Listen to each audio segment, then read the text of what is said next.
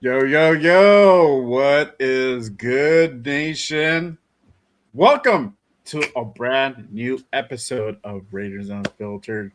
We are your hosts. I am Jay Raider. This is my guy, Primos, to my left, on my right, and then my guy, Raider Will, Silver and Black Radio Podcast. Yay, Appreciate you guys yay! tapping in and rocking with us Whoop, whoop. on this Monday afternoon, Monday night, wherever y'all be at. I appreciate you guys pulling up. We got an action-packed show. We got a lot to unpack, to be honest with y'all. So, man, get ready. We're about to go ahead and bring it, y'all. So, again, appreciate you guys tapping. Let's go ahead and kick this thing off, y'all. Countdown to Raiders training camp has begun. Raiders training camp officially kicks off tomorrow. Finally, hold on. Let me do Football's my here. Finally, football. Raiders football is back to Las Vegas. Let's Hey, go. Charging y'all for Football that. is If around you the want a corner. personalized No. message, I charge. Okay, so I'm just kidding. But finally, Raiders football is back, y'all. We're about to go ahead and get this preseason underway. We're starting off with training camp, and like I said earlier, we got a lot to unfold, y'all. Things have been happening within the last few hours. I'm like, what is going on, yo? Of course, things would go ahead and happen as soon as we're about to go ahead and officially start kicking off our preseason. And so let's go ahead and begin with the Raider news. We had this earlier today. Miles Sanders worked out with the team today. Let me go ahead and pull this up. According to Jeremy Fowler, Pro Bowl running back Miles Sanders worked out with the Raiders. Per source, Sanders is a free agent, is fully cleared from a knee injury that required surgery and cut short his 2025 season in Dallas. So he was out there in Henderson. He was in the building. He was working out. As of yet, I have not seen anything that there has been a deal made, but as of right now, Miles Sanders worked out with the team. What do you guys think? How do y'all feeling about this? Primos, I'm gonna start with you, bro, because you're the one who put this out there in our chat. So Yes, what's your suggesting thoughts? the talk. We were talking about running backs, and the news just popped up that we were going to give Miles Sanders a visit, a workout. I'm not really like too, like it doesn't move the needle for me. I'm not like is he gonna make, they're gonna sign him. I don't Right. think they will sign him. I think they're probably bringing him in to just see what he has. Maybe how does that knee do? But I mean, also it is a pretty young running back room. You got Ashton Genty going into year 2. You got Mike Washington Jr. going into his rookie year. Dylan Labe going into year 3, I believe, and he hasn't really lived up to the expectation that most people have put on him. He's more of that special teams guy. We got Roman Hemby, another rookie coming into the building.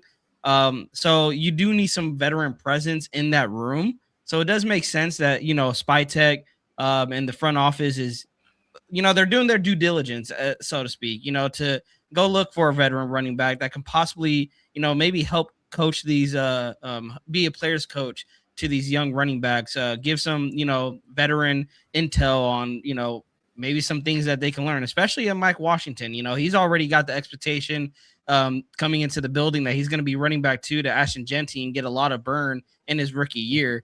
So it does make sense to bring in a Miles Sanders that one thing about Miles Sanders that he brings is the receiving game, that he is a very, very impactful in the receiving game. And Ashton Genty has shown he can be an impactful player in the receiving game, but do you want your number one running back to be, getting impacted in the receiving game and in the running game? We talked about many times that Ashton Genty, what is their way to limit his carries, limit his workload? And if Miles Sanders is a piece to that you can limit his workload, then yeah, go ahead and give him a cheap deal, or even just sign him to a cheap deal to see what he can bring in preseason. And again, give him a true shot. But does that take away from the young guys? That does. But again, this is a young room. But having said that, I think if they wanted to go a veteran presence in a needy room, I would have looked to a veteran wide receiver before I'm looking to a veteran running back. Cool. Will, brother, what are your Man, thoughts? I don't want to be hearing no limit my man's freaking carries and touches. I mean, like, you're the 6th pick in the draft, and we want to limit. We draft a backup running back, and now you want to draft another running back to take the ball more out of his hands, bro? What you want this man to do? Just bring the sodas and the towels? I'll be like, hey, bro, 6th round, first pick in the draft, number 6, and we just going to bring the sodas and the towels. That's what you're going to do. Nah, man. Hey, this is just us looking at a guy, bro, bringing him in for a possibility and a look at what he can do, right? I'm telling you right now, who's really on the alert is Dylan Labe. Dylan Labe right now ain't sleeping too good, baby. Hey, man, he's sweating. I mean, like, you think I'm hot right now. That man is having some nightmares at camp because this is the year that he might get cut. Look at the ability that this guy has. Miles Sanders has the same abilities that Dylan Labe has. So if you're looking for a running back, to me, this is like a special teams move. Because to me, you got your 1 and 2, bro. You don't need a 3 and a 4. I mean, like, bro, how many running backs do we need? I'll be like, you got Roman Hemby coming in. I'll be like, is Roman Hemby not cutting it? I'll be like, is there something that you don't like? You know? Hey, we got to look at all that and just keep it a spade, right? But, hey, man, I'm telling you like this. You have to turn every stone. You have to look out for things. But he's not going to come in here and we looking at him to take away touches from my boy Ashton Jesse, bro. I'll be like, we ain't drinking the same Kool-Aid there. Because if you're taking the Jim Jones Kool-Aid, dog. I mean, like, hey, whatever you're drinking on, I'll be like, bro. Yeah. Because, I mean, like, to me, he's just not that type of guy, and you don't do that to the guy that you drafted at 6. Right. Let's see what Ashton Jesse has, right?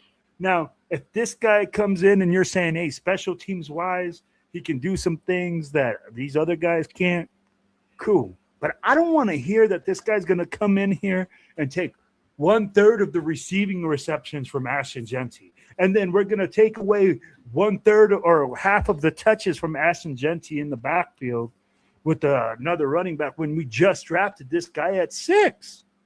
Yeah. Bro, you got to let a dude cook. I'll be like, I don't know about you, Poppy, but I need to be in the kitchen if I'm in there trying to make me bake a cake. Yeah. You know what I'm saying? I'm like, I need to be in there do my thing. But you can't have me on the sideline and being like, oh, man, hey, why are you ain't producing?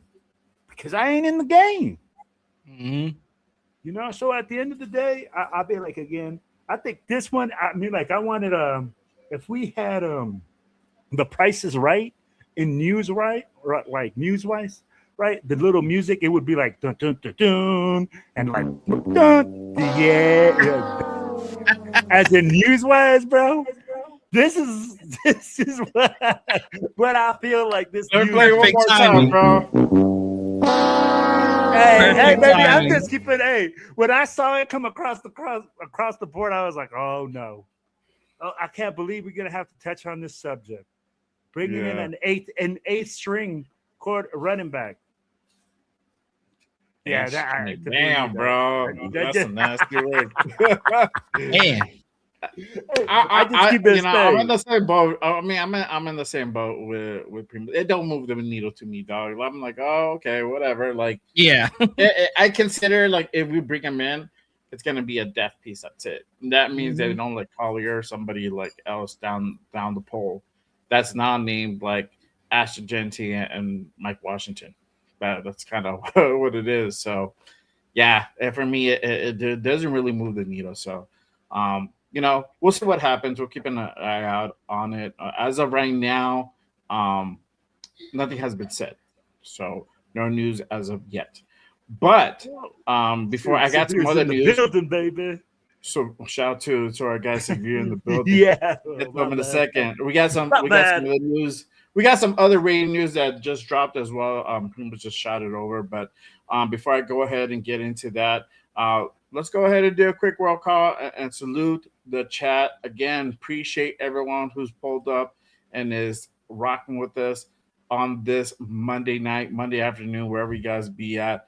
Real quick shout out to our brother CGR in the building. What is good? What is good, my guy? Salute, salute. Shout out to Jack in the building. What is the deal, my guy? Jack.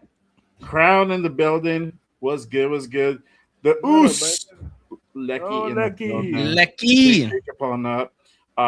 My guy Raider Ryan in the building. One of my members here at Just Raiders. And if you want to be like my guy Ryan right here, become a member. Be a part of the family, the JRB family. I got my link pinned up top. It's all now just one price. You get everything. I say everything for $5. $5 on $5 a month. So you get oh, man. Right. I don't want to know what you be doing for $5 there, Jay. Hey, bro. I bet you do want to know what I do. You'd be like,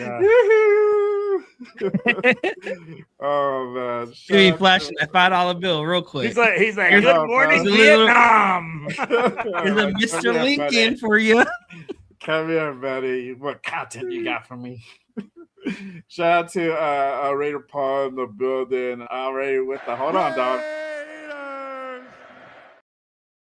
Oh, there you go, my guy. Salute. Appreciate you pulling up. SA Big Dog. What is good, my guy? Salute to you. Salute. And our brother here, Severe in the building. He says Miles Sanders is a vet. I don't see him getting too excited about having play on special teams. Maybe a camp body situation to have a veteran running back out there to be an example for the youngsters. All right, yeah, that's what I'm saying. Like, it would just kind of be a def piece on that. Yeah, it's not going to be like, oh my god, we got Miles Sanders. We're gonna be fucking. We're going to the Super Bowl. Running over motherfuckers this season for sure. Hey, Raider, we're going to the Super Bowl. We're going to the Super Bowl. We got Miles Sanders. Watch out. Watch out, Chiefs. We're gonna wreck the division, bro. That's it. Not only do we suck, we really suck now. Shout out to Rostown in the building. Salute. Good roast. We're gonna get to that, dog. We're gonna get to that. All right. So, like I said, we got some other rating news as well that just kind of went down just a little bit ago. Let me go ahead and pull that up. So we did have some action roster wise. So the following players have been waived: Jonathan Brady, Chris Thomas, and the big Oos, Lucky Tossie, has been waived for the moment. Now, it doesn't mean that he's completely off. They can decide to go ahead and bring him back. We've seen that happen in the past. But the Raiders, on the flip side, have signed linebacker Buddy Johnson, defensive end Patrick Johnson, and wide receiver Devin Tompkins. So that is currently the roster moves that were made just a bit ago. So, again, Lucky Tossie, man, the Oos. The Oos, man, he got away. Poor guy, man. But wherever he may land, whether he comes back or he goes somewhere else, wish him all the luck. We were just talking about him last week, which is crazy. So, well, this shit happens sometimes. Hey, so this is the business, bro. That's what I was thinking. I was like, bro, we just talked about him last week. Yeah, man. So hey, shit happens, man. What can you say? But all right, let's go. Hey, let's get into it, bro. Let's go ahead and talk about it. Shit that literally just dropped a bit ago. It's literally hit all over social media right now. It's literally going over all the airwaves right now. Veteran defensive tackle Vita Vea has come into a contract dispute with the Tampa Bay Buccaneers and has officially requested a trade. Now, this is the thing, and again, this was put out there earlier. Actually, damn, I should have had that ready. you sent it to me, right? Pretty much okay, here we go. Let me flip it to here. So per Ted Nguyen, he comes out and posts this on Twitter. He says, from a source, Vita Vea says he wants to go to either California or the Raiders. So boom, boom, boom, boom. Well, that's the price is right. But dun, dun, dun, I don't have that sound effect, so I gotta do it with my mouth. No, there you go. There you have it. There you have it. Now you're like, okay, Jay, we've heard this shit before. And I told these two dudes here, I was like, you know, we get put in. Everybody's linked to the Raiders, right? Everybody's linked to the Raiders. But then I kind of like paused and I thought about it, and I'm like, okay, what's up? What's up here? I'm like, I forgot that Spy Tech is from Tampa Bay. And guess what? We kind of have a need for a nose tackle. And guess what position Vita Vea plays? Nose tackle. So some of these things are kind of lining up now. It could be just smoke. Could there be some fire behind it? We don't know. But this is currently the thing that's floating out there, and it's kind of picking up wind. So I'm gonna go ahead and ask you guys, what are your thoughts? Are you guys open to go ahead and go after this trade? Or you guys are like, nah, we good. We're just gonna go ahead and continue focusing on our rebuild. You know, we'll go ahead and draft a guy next year or whatever. What are you guys' thoughts? I'm gonna go to Will first this time. Let me know, brother. Man, as much as I want to say I would love to have Vita Vea on this team, it's like, hey, bro, what are you charging me? What do you want for Vita Vea? Right? If he comes up to me and he tells me he wants a fourth round pick, hey, baby, I love you. I'll take it. If anything higher than that for Vita Vea, I'm like, I'm sorry because of his age, man. I just don't see him being a long-term solution. And if you got a top 3 pick, that's going to be a guy that can fill in for the next 4 years on this team. And that's a huge difference. We're not in the win right now situation. If we were going to the playoffs, man, and we were one guy away, yeah, give them whatever they want and get this man, because this dude is a monster. Vita Vea is legit. He's a legit dude. He's a legit freak. You have to respect that man. Yeah. But definitely we should have got him earlier, bro, for sure.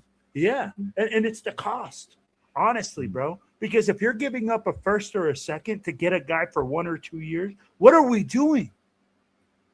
I'm gonna hold on to that thought. I'm gonna pause you right there real quick. I'm gonna break this down. We're gonna go ahead and get into it. Okay. Primos, give me your initial thoughts. Are you for it, against it? What are your current thoughts right now? Now, we talked about it last week with the Justin Jefferson situation. And you know, Raider Will pointed it out. We're in a rebuild. You know, we're not in a win now situation. If it's a first or a second, which, come on, you can't. Bucks are not going to be trading away a bag of chips for Vita Vea or receiving a bag of chips from the Raiders. They're going to ask for a good price for Vita Vea. Now, him requesting a trade, does that hurt his value? I believe so. I think Spytek's going to know, like, hey, he does not want to be there. We could give him what he wants, which is a new contract.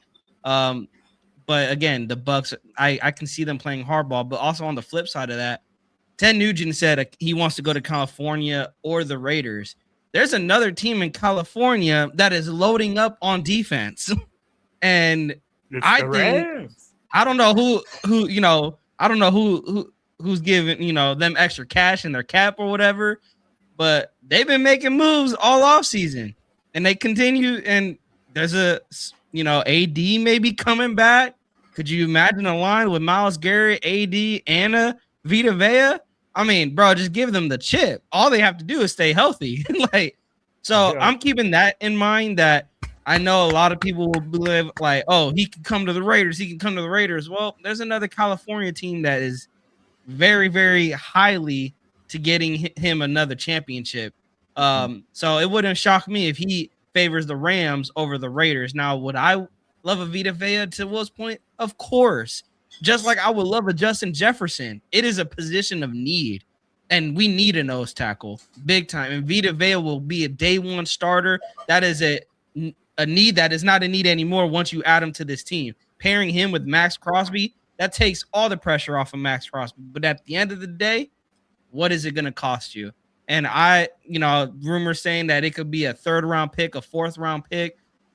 I don't think if the Bucks do that, then hey, Spytek, you are the GOAT, bro. Like for fleecing the Bucks, if that's what you get Vita Vea for, and you just sending the Bucks a 4th round pick. That is like us drafting Jamal McCoy in the 4th round. It's a risk, but it's a 4th rounder at the end of the day. It's not really a big deal. But yeah, to Will's point, you're trading a 2nd or a 1st. You got too much unknown with this team to bank on that Jack Besh is going to be your number 1 receiver, to bank on that Vita Vea is going to come in and hopefully not tickle any feet. We had a defensive tackle that we brought in that played 1 year, and then it ended up, not working out. Part of a 1 year. Yeah. My point is, there's no guarantee it's going to work out. And we're not in a situation to just bank on that. Oh, he's going to come in here day one and our defense is going to be a top 15. Jack Besh is going to take that next leap, and Genty's going to take that next leap. Is everything going to work out? We don't know. That's my point. You want to go into the 2027 offseason with your full draft capital in case you need to, again, load up on this roster. And if you trade any of that draft capital away, you're shooting yourselves in the foot. Just like I said last week with the Justin Jefferson trade. If it doesn't work out, you just set yourself back another 2 to 3 years. And Spytek and Kubiak, that is something you don't want to do, because then that is how you're going to lose your job. Yeah. All right. So for me, this thing kind of piqued my interest, bro. Ideally, in a perfect world, I would like to go ahead and try to go after this trade for Vea, bro. But there's a few variables that I feel that are not gonna line up for this to go ahead and happen now. And I'm not saying it's not completely out of the realm.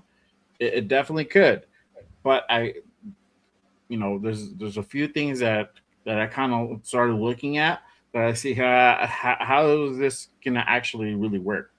So for one, I mean, yes, getting him would definitely boost up our defense, but are we in the right time frame during this first initial year of rebuild?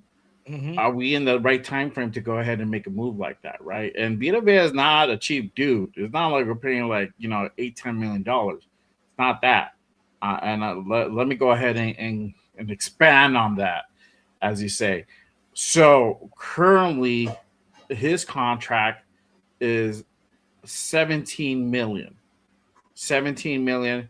He is on his final year of his contract. He is a free agent next year. So obviously, he's trying to go ahead and get that contract. He's trying to go ahead and possibly, most likely, most of these guys are trying to look for a long-term type of deal with a good amount of guaranteed money behind that. So with that being said, at the moment where we currently sit at, as far as in cap space, we're at about 14.5. So which means if we just went we traded draft picks, we're gonna be over the cap. Ain't gonna work. So what does that mean? Most likely we're probably gonna have to go ahead and give up something more than a draft pick. It's probably gonna be a player to go ahead and kind of offload this, lower this cap space so it can make it work, right? Mm-hmm. So now you're most likely looking at a player and maybe a draft pick, and you could probably go now lower in the draft, depending who you're gonna send. Our guy Samir said Jack Besh, bro. He's like Jack Besh, right? Hell yeah! Big name Jack Besh, right? Hey, bro, if they say Jack Besh, bro, why are we signing him right now? Sign on the dotted right, pronto.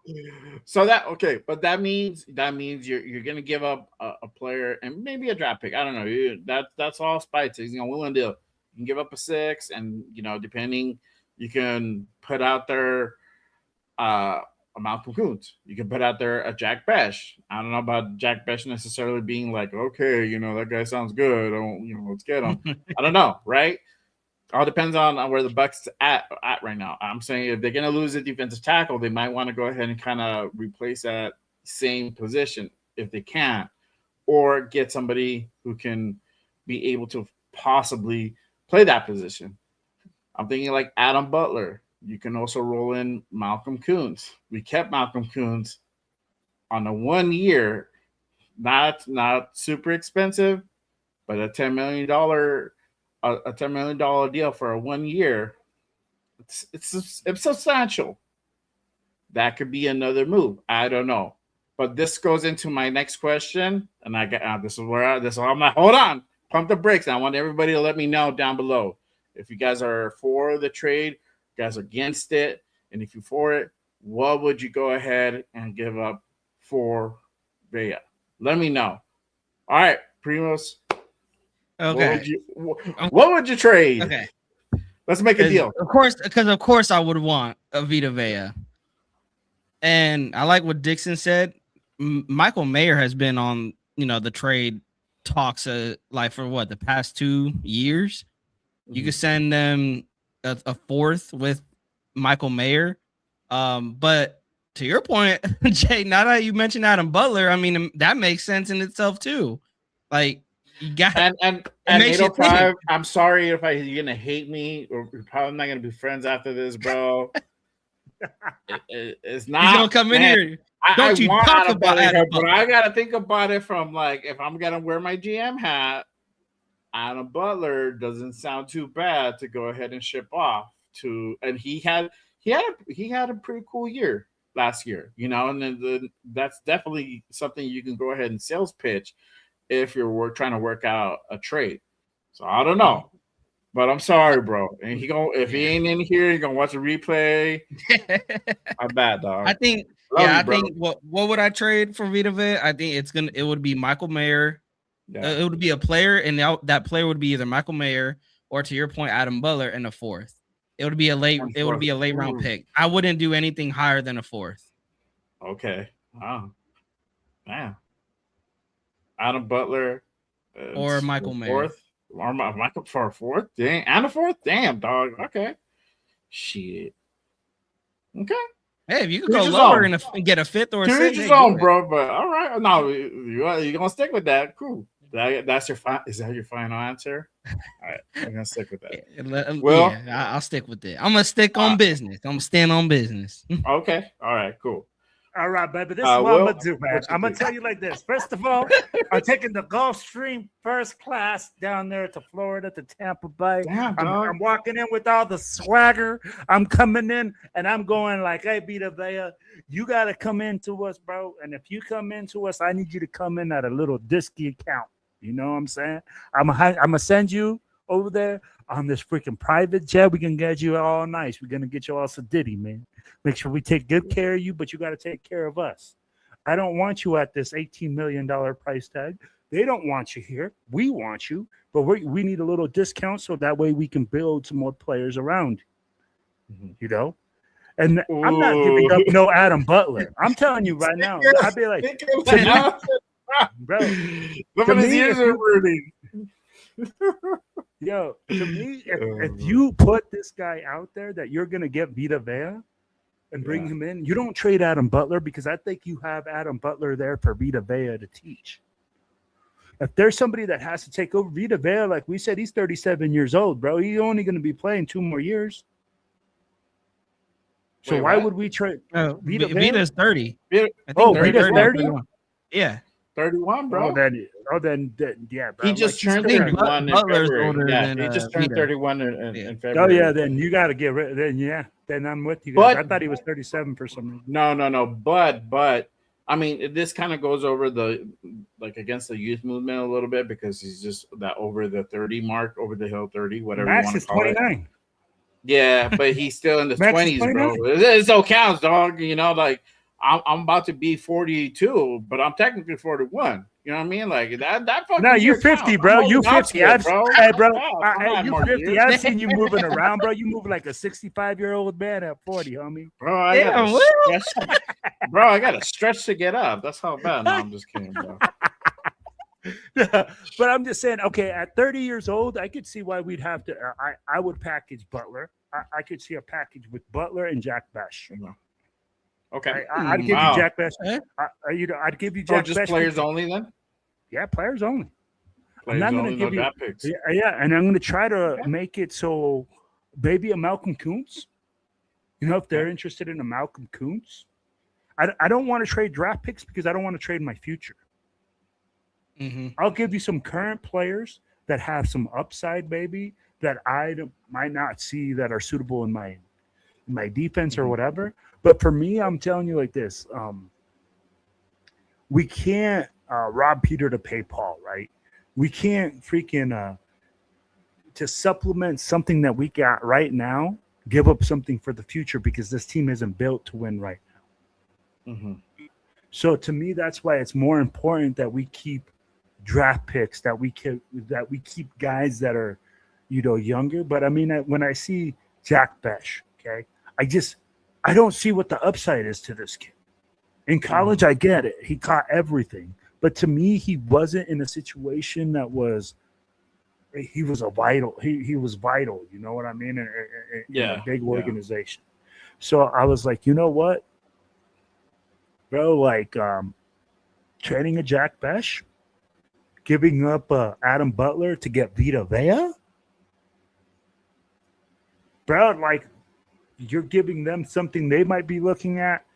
Plus you're replacing their defensive tackle. Fuck. Yeah. If they even asked me for that and a Malcolm Kuntz,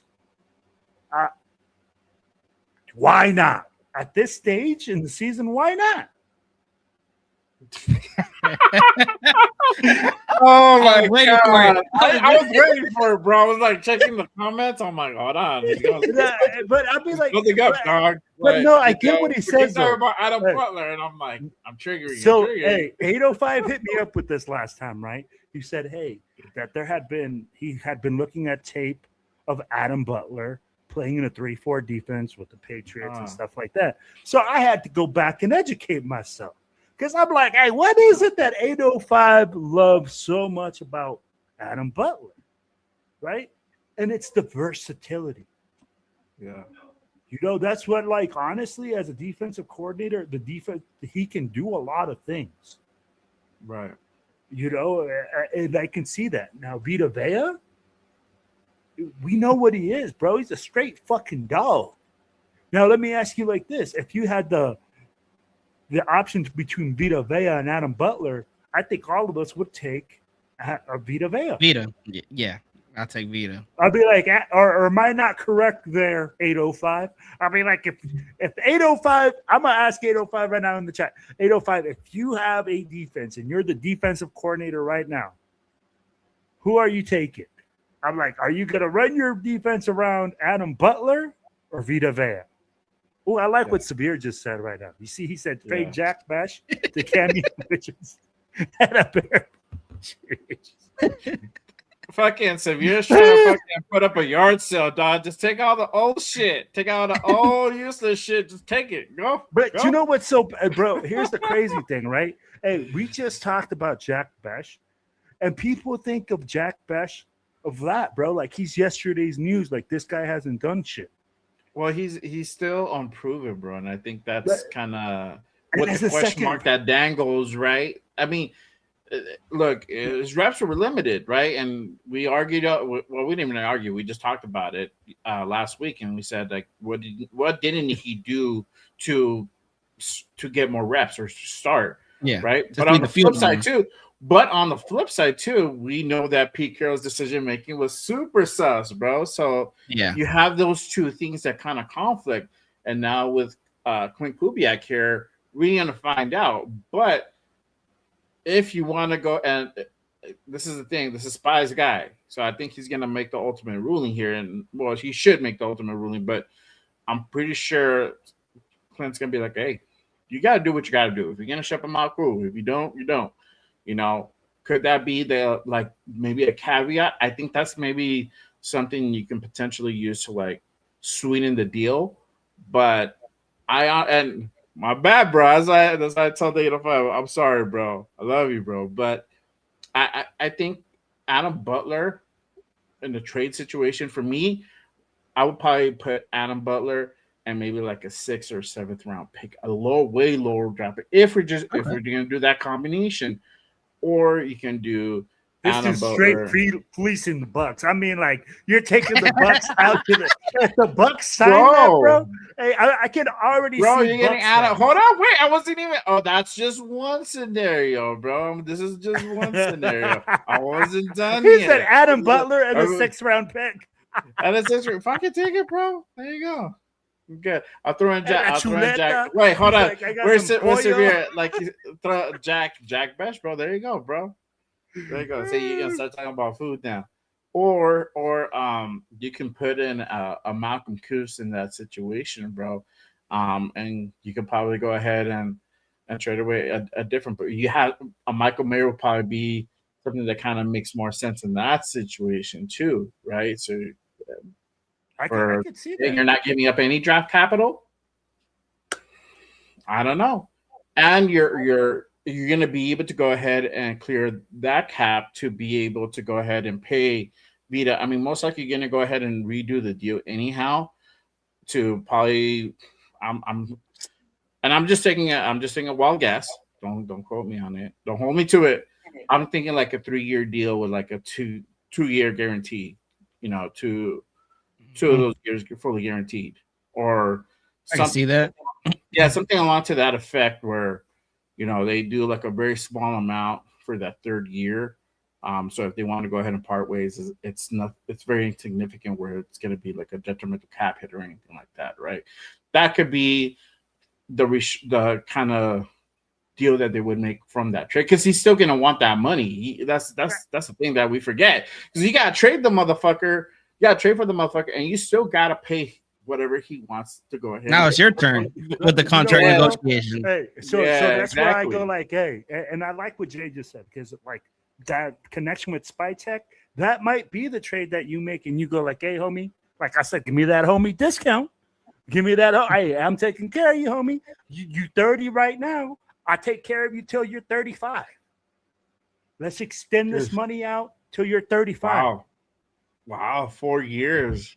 Goddamn, bro. Woo. 4 years. You could extend it 4 years. Extend it or whatever my stay is. You know, if he wants that security, I say, hey, man, I have 2 or 3 years left on my contract. As long as I'm here, I'll make sure that you're here. 34 years old, bro. A 31-year-old, the 32-year-old Vita Vea is better than half these fucking guys that are at 28. Yeah. Yeah. And we've been craving for pressure up the middle. Like we've been begging for it as a fan base to open up Max, open up the edge rushers. Vita Vea coming in takes all the problems away. He'll put pressure on the quarterback. That way the quarterback can't step up, and he could plug up the middle and help you in the run game. He could do it all. Yeah. I'm gonna ask you. So, is he 30 or 31? Because Alex is saying 31. that he's 30. He just turned 30. No, he just turned 31. I have it here. I have Spot Trek up on my end. His birthday is February 5th, 1995. So he just turned 31. He's 31 and a half. Then you give him a 3-year contract till he's 34. Yeah, there you go. You say, hey, you give him that 3-year. You say, hey, man, let's extend this money out.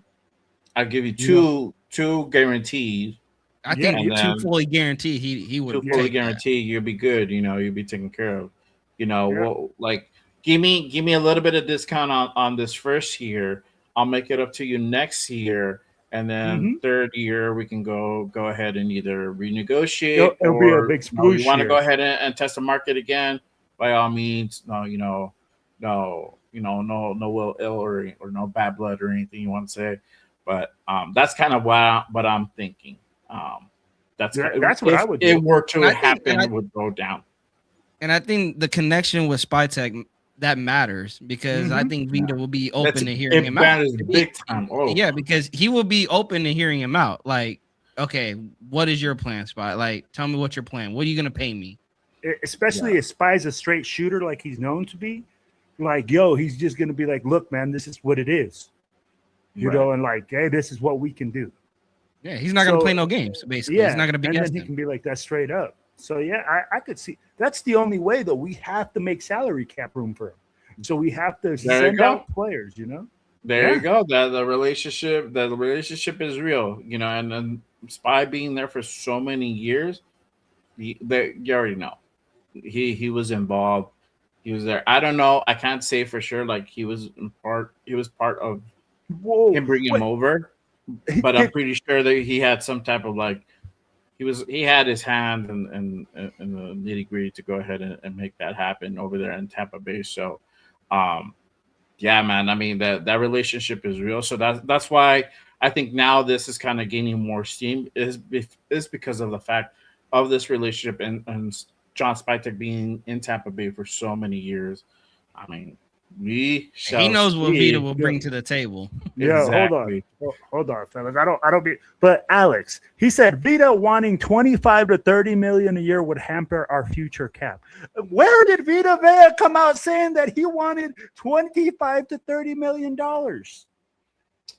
I think he's averaging right now. I think he's averaging like hold on. It was 18 mil. Like 14. Yeah. No, it's 7. Well, he's due for 17 this year, right? Yeah. But I think his average was like 14, 15 million per. That's what he's averaging. So normally you would probably ask, I don't see more than 5. Unless you're like balling. Then that's different, you know, at that point. You know, I'll be like, you gotta get Kirk Cousins' agent on, you know, work for you, bro. Yeah, but I'll be like, that's why I'm like, I don't know where he got this number that he said, hey, Vita is wanting 25 to 30 million a year.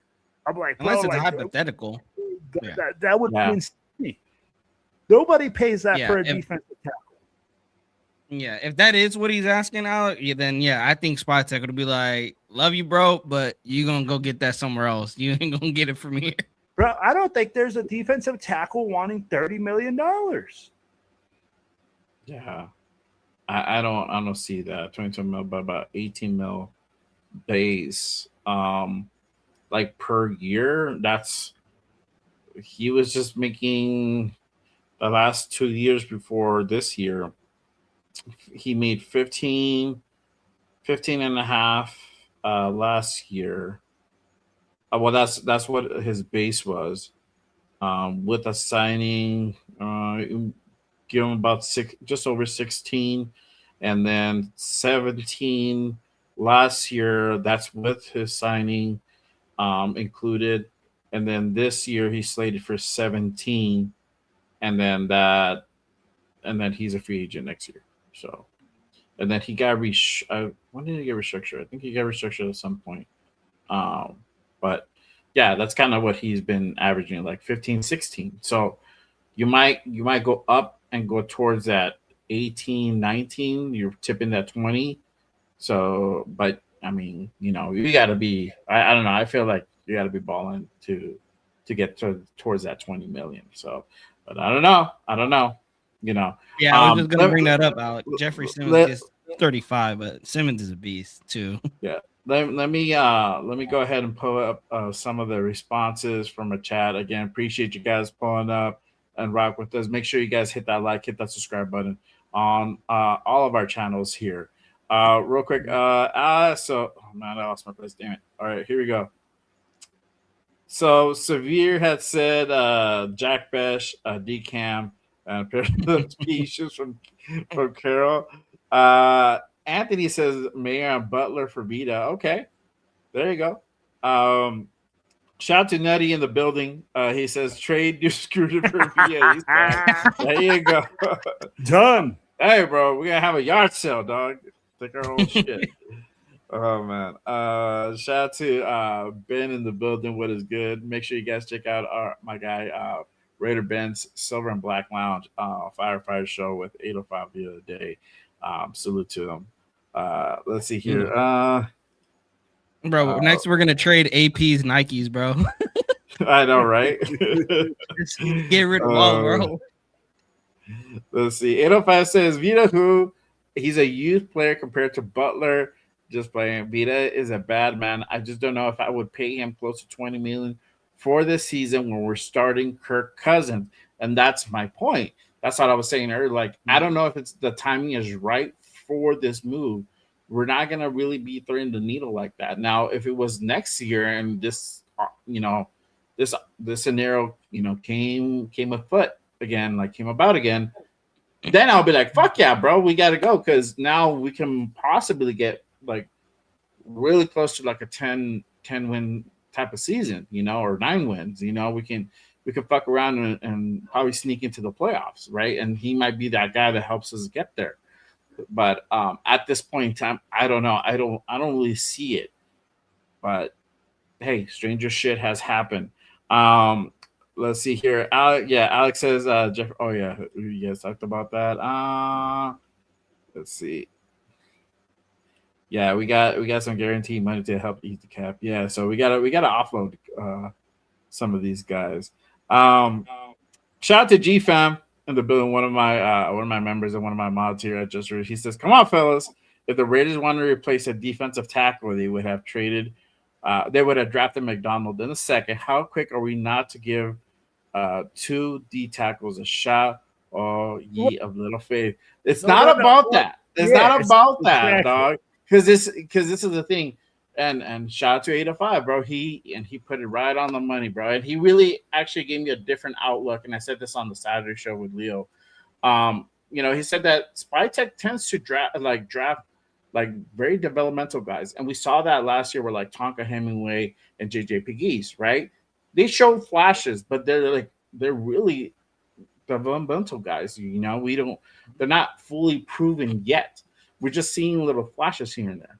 We kind of know where we stand with Adam Butler, right? And we're seeing improvement from Adam Butler. So, but we don't have that dog, bro. We don't have that guy at nose tackle. So we know what we have. We know what Villa is all about, and he is that dude. Yes. So going after a guy like him, and especially with the ties, that relationship with John Spytek makes a lot of sense, bro. It makes a lot of sense. But again, it's going back to the point: is the timing really right now? I don't know. Right, we're into a rebuild year one with a new offensive coordinator, a new defensive coordinator, a new head coach. Yes. I know Robbie's been here for a while, right? But it's really his first time taking the reins on the defensive side of the ball. Same thing for Andrew Janoko. We're gonna go ahead and talk about all this in just a little bit. First year for him being an OC, even though he was under Kubiak. Still first year, and this is first year for Clint running the whole show. It's a big step up because now you got to not just worry about your own offense, you got to worry about the whole shebang, bro. You got to worry about everything and everybody. So it's not just a one, like, I'm just going to worry about my side of the ball and that's it. You got to look at it as a whole as well. Even if you have, you're trusting and you're putting a lot of responsibility on your defensive coordinator to really run the show.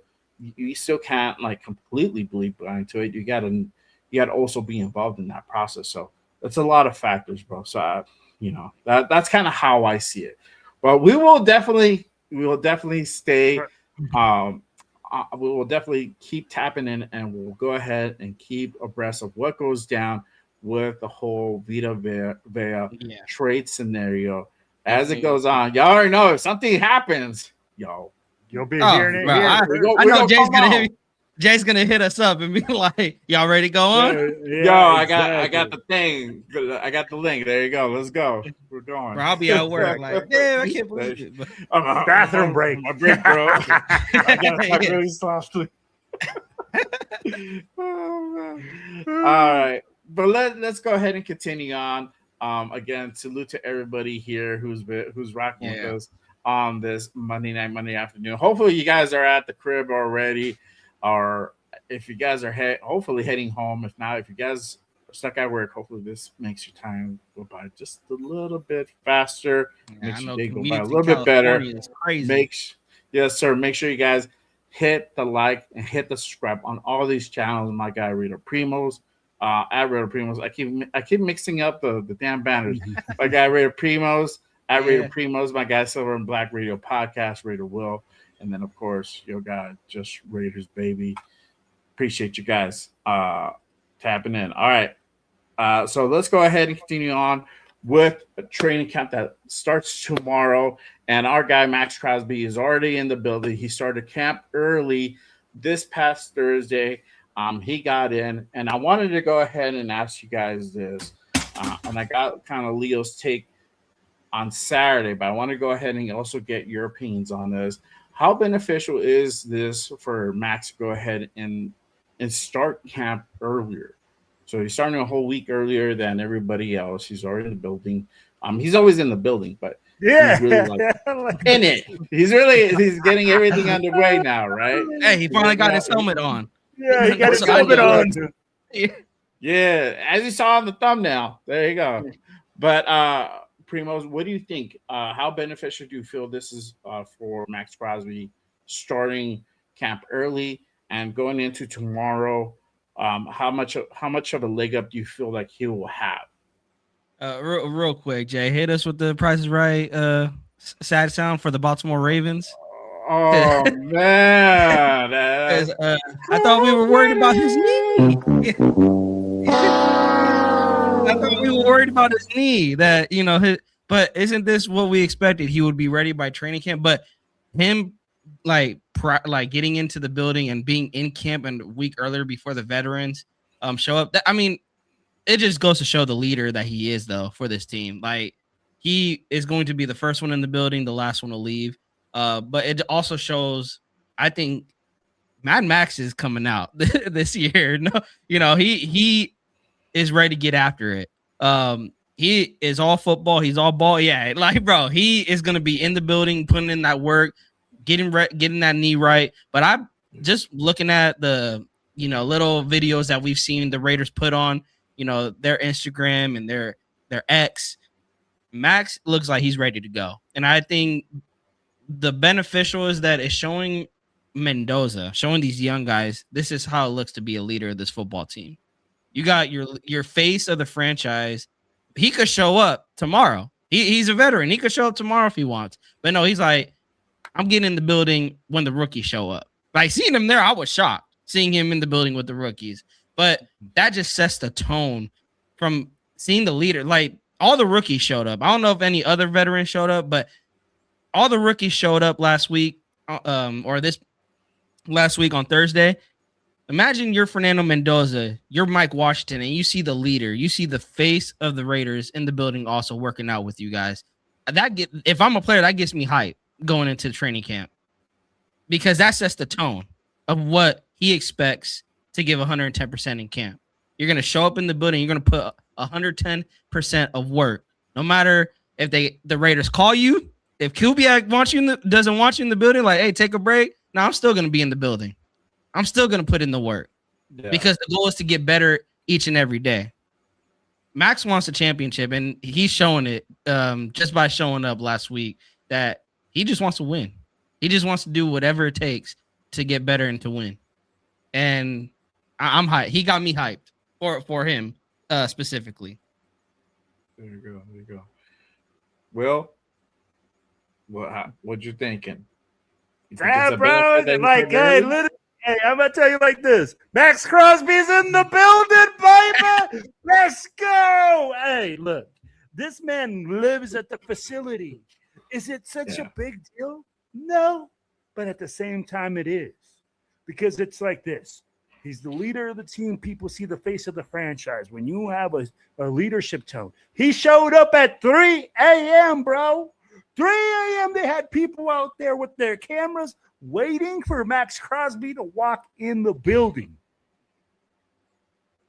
So when you're talking about people having to get up early to go to work, and you go like, hey, man, the leader of this team, even though he lives at the facility, came in at 3 a.m., that's fantastic. That's always a great sign, right? But the thing is this. What Gerald McCoy just let everybody know, that Max Crosby's pissed off at the world, that's part of the business aspect. Right now, he wants to show that he's all business, that he's going to come in here, he's going to take names, he's going to kick ass. Now, hey, bro, I'm going to tell you, here's the other thing, though, why it also means nothing. He was supposed to show up at that time anyways, bro. He was on the injured players list. You got to be there at that time at camp. So it's great. Shots already trapped. Because he's going to have facility from the He doctor. said he was required, not he wasn't. Yeah. He was required. So I got you, dog. So I mean, at the same time that it means a lot. Fucking Samir says he showed up at 3 a.m. I would, dog. Like, fuck this shit. Bro. I wouldn't even be upset if he did that. Hey, big dog, I'm getting treatment right now. That's what I'm gonna be saying. Yeah, Jay, man, he's getting his knee rubbed, bro. As long as it ain't that third leg and we ain't hearing no freaking Deshaun Jackson shit coming out. He ain't getting that Deshaun Watson treatment. Or that Deshaun Watson trade. You want none of that. Yeah. You want none of that. Or what's that kicker in Baltimore that had that? I don't need to hear that. We've been doing so good. We've been doing so good. Justin Tucker. Yeah. Oh man, Mendoza's still you know, and that's the thing, because Mendoza didn't even sign until like 9 a.m. that day. Yeah, something like that. He didn't sign up, so he probably went over there, had some Wheaties, stopped at the pepper mill or something on the way to practice, had some frijolitos and stuff, and went in. But I was like, yo. He's getting the Robert Kraft special. Just don't let it get out there in the space. Hey, they're going to New England this season, so hey, hopefully Robert Kraft doesn't show Max around New England. Yeah, I know. My fucking Robert's gonna try to fucking sabotage the team, bro. Get everybody free massages. I'm like, hey, don't worry about it, guys. It's all me. Yeah, team massages, guys. Let's all go. Just say no. Just say no. Yeah. Don't do it. But like we were saying, right? That's why even Raider Travis is saying right now, hey man, not to take away from Max, but it was part of the protocol that but that he shows up at 3 a.m. is the difference, right? That he shows up so far early. And I'm telling you like this, bro. If I was a rookie and I just got drafted to a team, I'm amazed that half those rookies didn't show up at 3 a.m. Because I don't know, bro, the night before, I'd be like, oh, shit. Oh, man, I got camp tomorrow. Did I pack my shit? Bro, hey, man, hey, I got to make sure I got my cleats ready to go. I'll be like, that's just me, though. So you know what I mean? I would be like, yo, like if I was a rookie, I'd be trying to be the first one in there. That's a part of but that's the part of the leadership that Max Crosby brings to this team. It's just that he's able to go in there early. He's able to do those things. And that he's the first one in the building means a lot. That he's in the building for the reasons that he's in there, that's a different story. Now, if he didn't have to come in, right? If he wasn't on this injured list and he was in here at 3 a.m., hey, bro, everybody would be like, it's DEFCON 5. This man is about to tear the world apart. This dude is about to go on a renegade season because he is lit the fuck up. And I do like what Joe McCoy said, bro. He's pissed off. And he this year, bro, he has something to prove. Somebody just negated that he was good enough for the trade. They reneged on him, bro. Bro. Man, it's a slap in the face, bro. I feel like he felt disrespected. You want to see it, bro? Yeah. Say however you want to see it, but it's still. I mean, it's like they were like, nah, bro, we don't want you.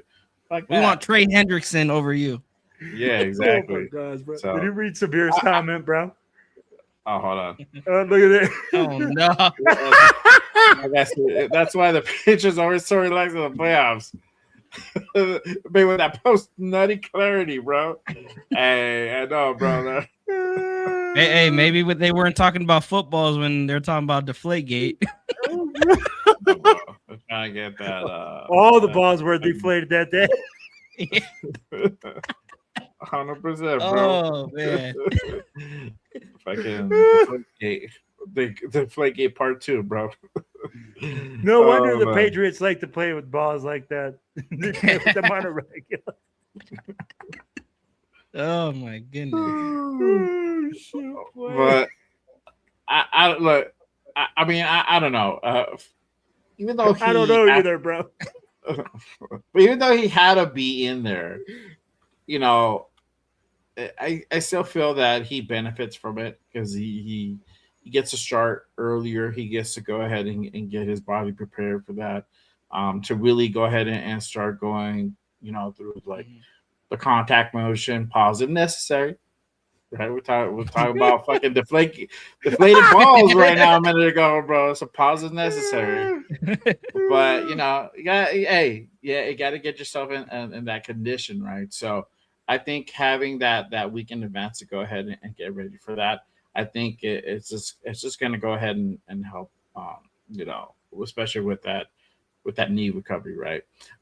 But let me ask you guys this question. I mean, what type of season do you guys think we're going to go ahead and see from Max? I mean, we talked about the rejection, you know, him playing with the chip on his shoulder, you know. So what type of season do y'all feel that we're going to go ahead and get from Max? Well, I will go back to you, sir. Fuck, man, that's such a good question. Yeah. Fuck. So in my mind, I want to say that he's going to have this season where he just comes in here and tears everybody apart, right? Because the mentality part where we were just saying this guy just got namesake. This guy just got said, hey. But then I look at our defense and I go like, if I look at our defense right now, bro, he's one of the guys that I'm double teaming, that I'm chipping, that I'm making sure that, hey, we eliminate out of the game. You know, if we're not, you know, Kwity Paye has a lot to prove. Malcolm Kuntz has everything to prove. I'll be like, let's be real. Let's look at our team from last year. Max Crosby had 10 sacks. The next guy up had 4. 4. Bro, so like when I look at it as an offensive coordinator, I go like, hey, bro, we only got to block one guy. Yeah. Yeah. Like, hey, you know, like, yeah, like, hey, we're going to win with 5 guys up front all day long. Yeah. So at the end of the day, I'm like, I say that I want Max to come in there and tear it up, but I think he's going to have a really good season. I think this might be the season that you see him around that 15 sack season. If he really like turns up and like gets there, I'll be like, you'll see him at 15 sacks. He'll always have a high amount of TFLs, but with Max, it's always like the angles, right, that he takes. Like sometimes he gets there, man, and he's about to make the sack, but the guy steps up or the guy gets right out of his grasp. Right. So it's about him finishing those plays now. If he's able to finish more than half those plays that he creates, bro, this man could have a 20 sack season. I don't know about y'all. Like, he misses about 6. Bro, Will, that's not a hot take. That's what I'm just saying. Yeah. Sacks. Like, let's be real. If he completed the sacks on how many that he's missed, guys, he'd have an astronomical amount of sacks. He misses a ton. He brings a great amount of pressure. Don't get me wrong, but he just doesn't finish it. He doesn't go in there and fucking kill the guy. He either runs past him and the guy steps up, or he steps up and the guy steps back. So that's what I'm talking about. I could see 15 sacks. I could see 18. Okay. I think for me, I agree with Will. I see 15, but I'm gonna go ahead and go with 12 sacks. I can see the TFLs, like Will said, they're gonna be up there. I'm saying 12 because of what's around him, and it's mainly we could talk about him over pursuing because he does over pursue a lot. Where I go like, man, Max, like you got that motor, but sometimes you gotta know when to hold on the brakes and just wrap up. And just finish, like you said, we'll just finish the play. But it's also a testament to, we talked about earlier, Vita Vea. What will it do for Max? Well, you talk about quarterback stepping up because there's no interior pressure. It allows the quarterback to step up, or it allows the quarterback to move around how freely. Because Max, let's be honest, Max is likely the only guy generating any pressure to the quarterback. Maybe Kuntz here and there, but outside of Max, who, like to your point, well, who else is going to generate, not even just get sacks, but who else is going to generate pressure on that defensive line? Because you're right. If I'm an offensive coordinator, I'm looking down that defensive line. I'm like, hey, they got Max. They got a Adam Butler. He's okay. They got a rookie in Keon Crawford. They got Malcolm Kuntz, second coming off a full year with the injury, but it really doesn't do much. It doesn't move the needle for me. All right, so here's the deal. Offensive line, just double team Max, and I think we should be good. That's literally the game plan against the Raiders defense. So for me, for Max to have a 15 plus sack season, he has to have help on the other side. It all depends. How is our D tackles looking? How is Malcolm Kuntz? How is Keon Crawford looking? How is Tonka Hemingway? These guys that we see that there's potential there. We see that there's potential, but that's all it is potential. Can they live up to the potential? That's the answer that we need. And if they do live up to that, bro, Max is gonna have a career year. And that says a lot. His career year, he had 14 and a half sacks. And then this past year, he had his highest in tackles for losses for 28. But again, if he could finish the plays, because I don't want this to happen, is that we do generate pressure from the other side or in the interior, and Max is still over pursuing and still not being able to finish on those sacks, missing 6-7 sacks in a season. He can get up to 20. I do believe he can get up to 20, but he does have to finish the sacks that he's missing. And if he could do that this year, along with if we could generate some pressure on the other side, you guys, we can see a beast of a season from Max Crosby. Yeah. I'm gonna go on the same wavelength. I feel it's gonna be like the ceiling, probably like 12, 13 sacks. I think probably the bottom end 10. I think he can. I think he'll hit double digits, bro. I think I don't remember the stats offhand for last year's. I think the year before that, I think he hit 8 and he didn't finish out the season. So he was already on the trajectory to go ahead and hit double digits if he wouldn't have got pulled early, right? So I think if he plays a whole season now, he's probably going to hit that double digit mark. But I'm thinking like 10, 11, somewhere around there. I don't think it's going to thread the needle as people might think. But on that particular department, now, again, we've all said it, he creates a tremendous amount of pressure, and that's also a good thing. That means that they have to go ahead and double, sometimes triple team this guy, right? It depends. Get him on the chip. So you got 3 guys on him, right? But that leaves the door open for other guys to go ahead and come in. Now, we got additional players that we brought in this season, and that will also open up opportunities for, guys like Quiddy Pay, Nakobe Dean, depending how they're going to get schemed up. Malcolm Kuntz, we'll talk about him in just a bit. What type of season is he going to have? So all that good stuff is all beneficial.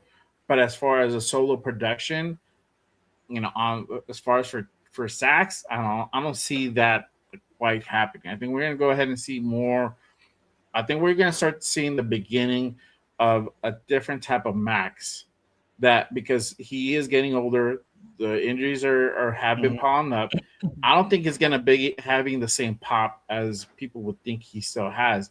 Father Time is honest. I'm sorry to say, it's undefeated. It will catch up sooner or later at some point. I think we're starting to see that a bit, right? So he can't get out of those double teams. He can't, even sometimes on a one-on-one, he has certain issues, but how much of it was injury? How much of it was it him, right? So those are kind of the little questions that's out there. But I think he's still going to have enough production. I think he's still going to cause enough disruption to go ahead and be a major impact on this defense. And obviously we already know he's the leader on the defensive side of the ball. So he's going to be leading the charge there. But yeah, I think he'll have a good season. I don't think it's a season that everybody projects it's going to be. Just looking at it from the perspective of just on the critique level. As a fan, man, this for me, he's going to ball. Like, this motherfucker can get 15, 16 sacks. Yeah. But just kind of being objective about it, I don't see that quite happen. It's like he's coming off an injury, surgery, doing rehab, recovery. You know, I repeat it again. So this is like the second year that he's had that injury. How is that really going to look, right? And then you already know if the season's not going to go good, if the season doesn't go good, come week 12, week 13, week 14, we might start thinking at what point do they pull the plug on Max Crosby? Let's keep it real. That's going to be the conversation that's going to be had towards the end of the season. If we're like 3 wins out, maybe 4 wins, they're probably going to be like, well, you know what? We're going to go ahead and keep Max long term, or at least for next season. Let's pull the plug early, conserve him, or whatever. However they want to go ahead and do that. I don't know if they want to revisit that after the whole. Oh, bro, I got a hot take. I got a hot take. Go ahead. Hot take. Hot take, bro. Yo, I'm about to tell you right now, Max Crosby will be on some type of snap count, and you will see him rest more this year than you have seen him rest any other year.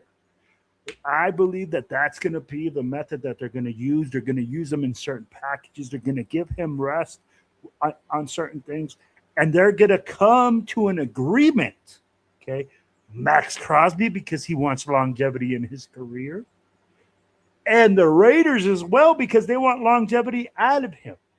So they're going to come into an agreement, and you're going to see Max Crosby take more limited snaps this year, whether it's on a snap count or in certain packages. Hot take, baby. You heard it. There you go. Hot take. Real quick shout out to Arnie in the building. Salute. Appreciate you tapping in. We covered it already, bro. You're a little bit late on that one, but as far as that, I mean, I don't know. Go back to the beginning, brother. Yeah, he asked who's going to be more of an X factor on pass rush, Pay or Kuntz or Crawford. Out of those three, that's a good question, bro. That's a good question. I hope it's Kuntz, bro. But I ain't holding my breath for that one. I think Quiddy Pay might beat the guy, bro. Crawford, I don't know, man. At this level, I don't know. It could go either way.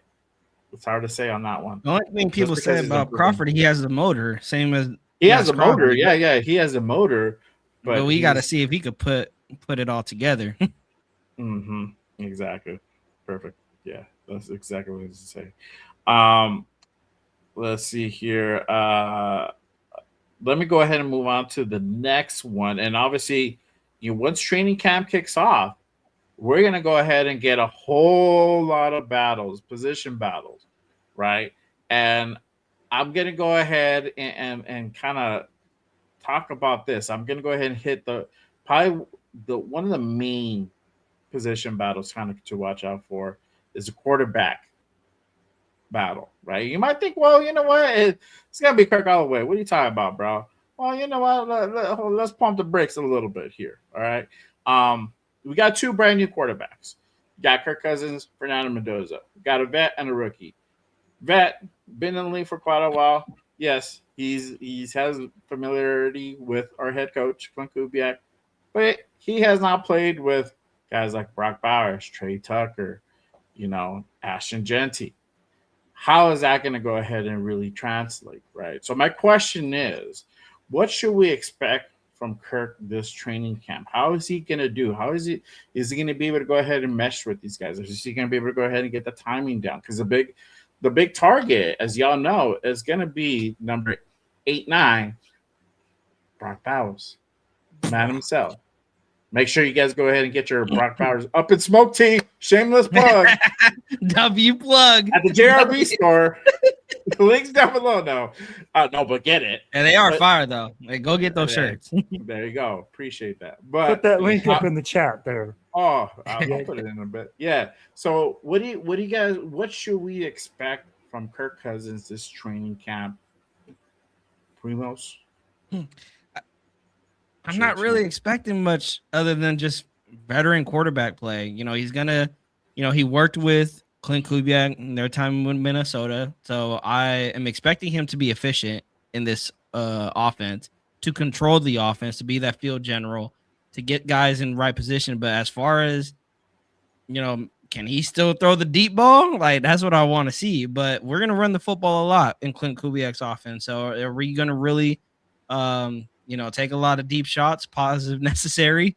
But it's more, I think I'm just expecting the veteran quarterback play, but also I don't want to see any rookie mistakes out of him either. Like, are we going to see age catching up to Kirk Cousins in training camp? That's what would start worrying me, because then we're going to have to start looking at Mendoza and look at Mendoza. Where is he at as far as development goes? And is he there yet?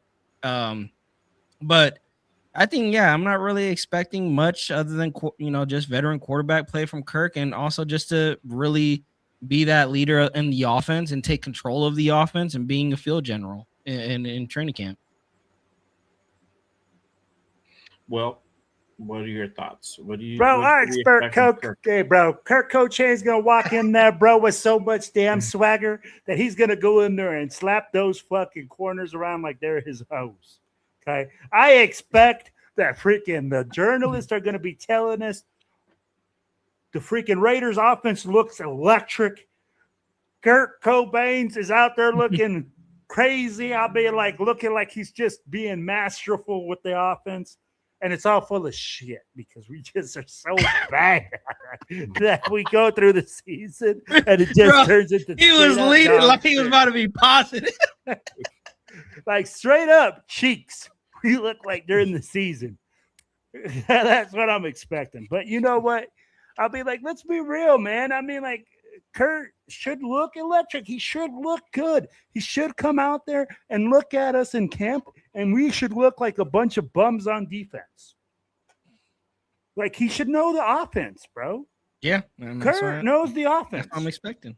Bro, and here's the thing. You asked what Kurt would look like. You didn't say what all the other players would look like. If the other players don't know where they're supposed to be at, that's not on him. He's teaching it as they go, right? That's why camp is there.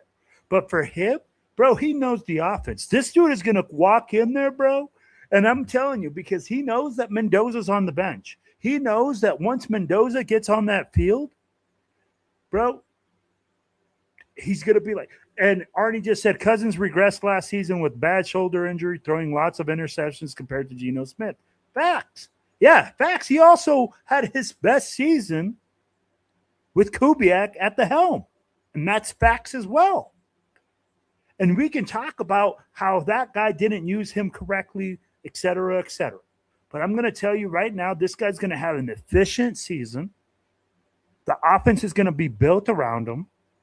He knows how to run it, and he's going to be a point guard. What did Mendoza say? Oh, in this offense, all I have to do is be a point guard and distribute the ball. Mm-hmm. Bro, that's exactly what Kirk Cousins is going to do. He's going to be a point guard. He's going to distribute the ball to his playmakers. Give the ball. They're going to use play action to use him to stretch the field. He's coming back off his second year off of injury with his Achilles. So I think he's going to be, like, efficient. Now, is he going to be like freaking looking like a Hall of Famer? No. It's fucking Kirk Cousins, bro. Like, do we expect this guy to take us to the promised land? No. So, I would say more what I'm also expecting is him to just show Mendoza how to lead this offense. Yep. Again, I'm not expecting him to go out into training camp and light it up in camp. It's more, that's why I said I'm expecting him to just take command of this offense.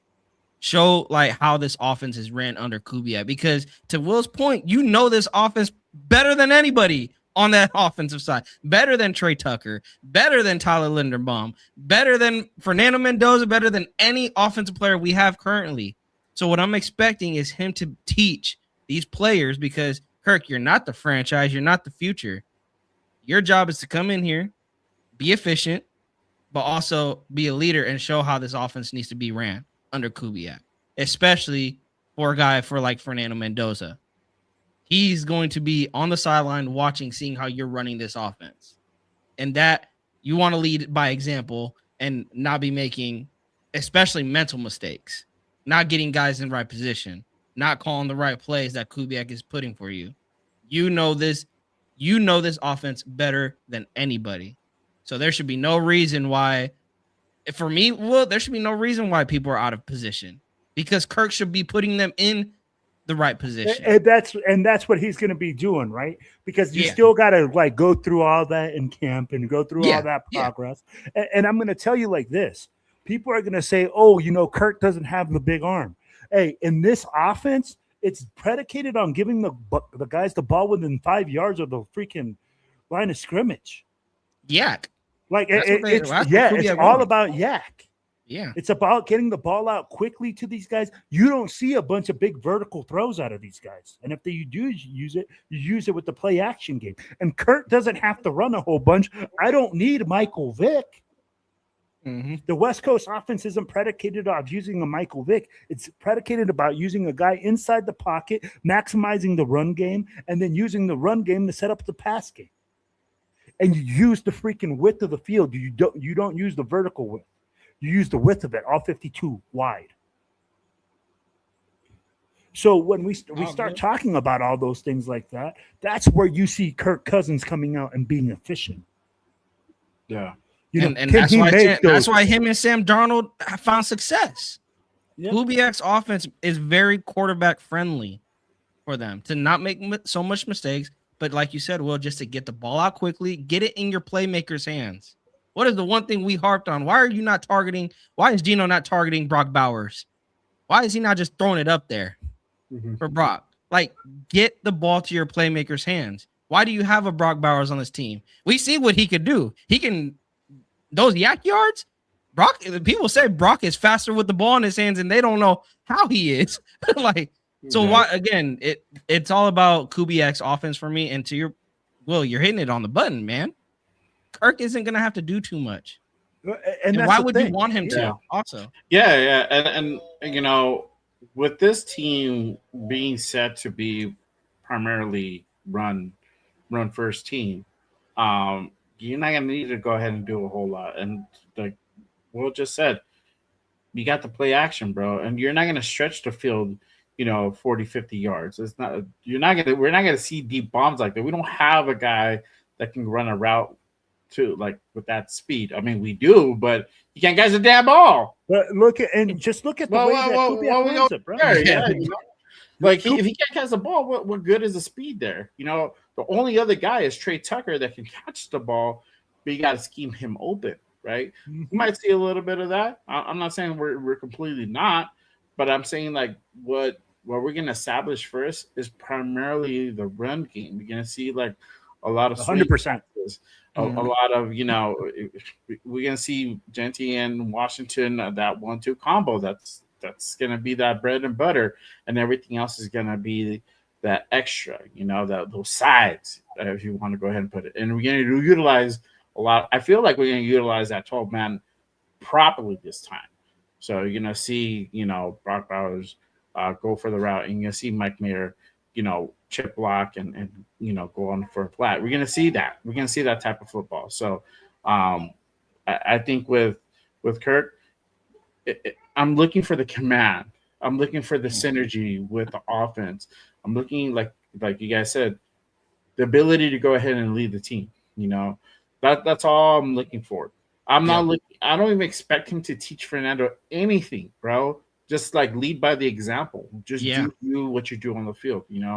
But I don't need you to fucking shoot it 60 yards down the field. Like that's not offense is not like this. Like you'll get guys schemed open, and you shouldn't have any issue getting the ball there. Unless you're pulling Geno's where you're just like you're giving it away. Like here, look, it's gonna go to fucking 8-9.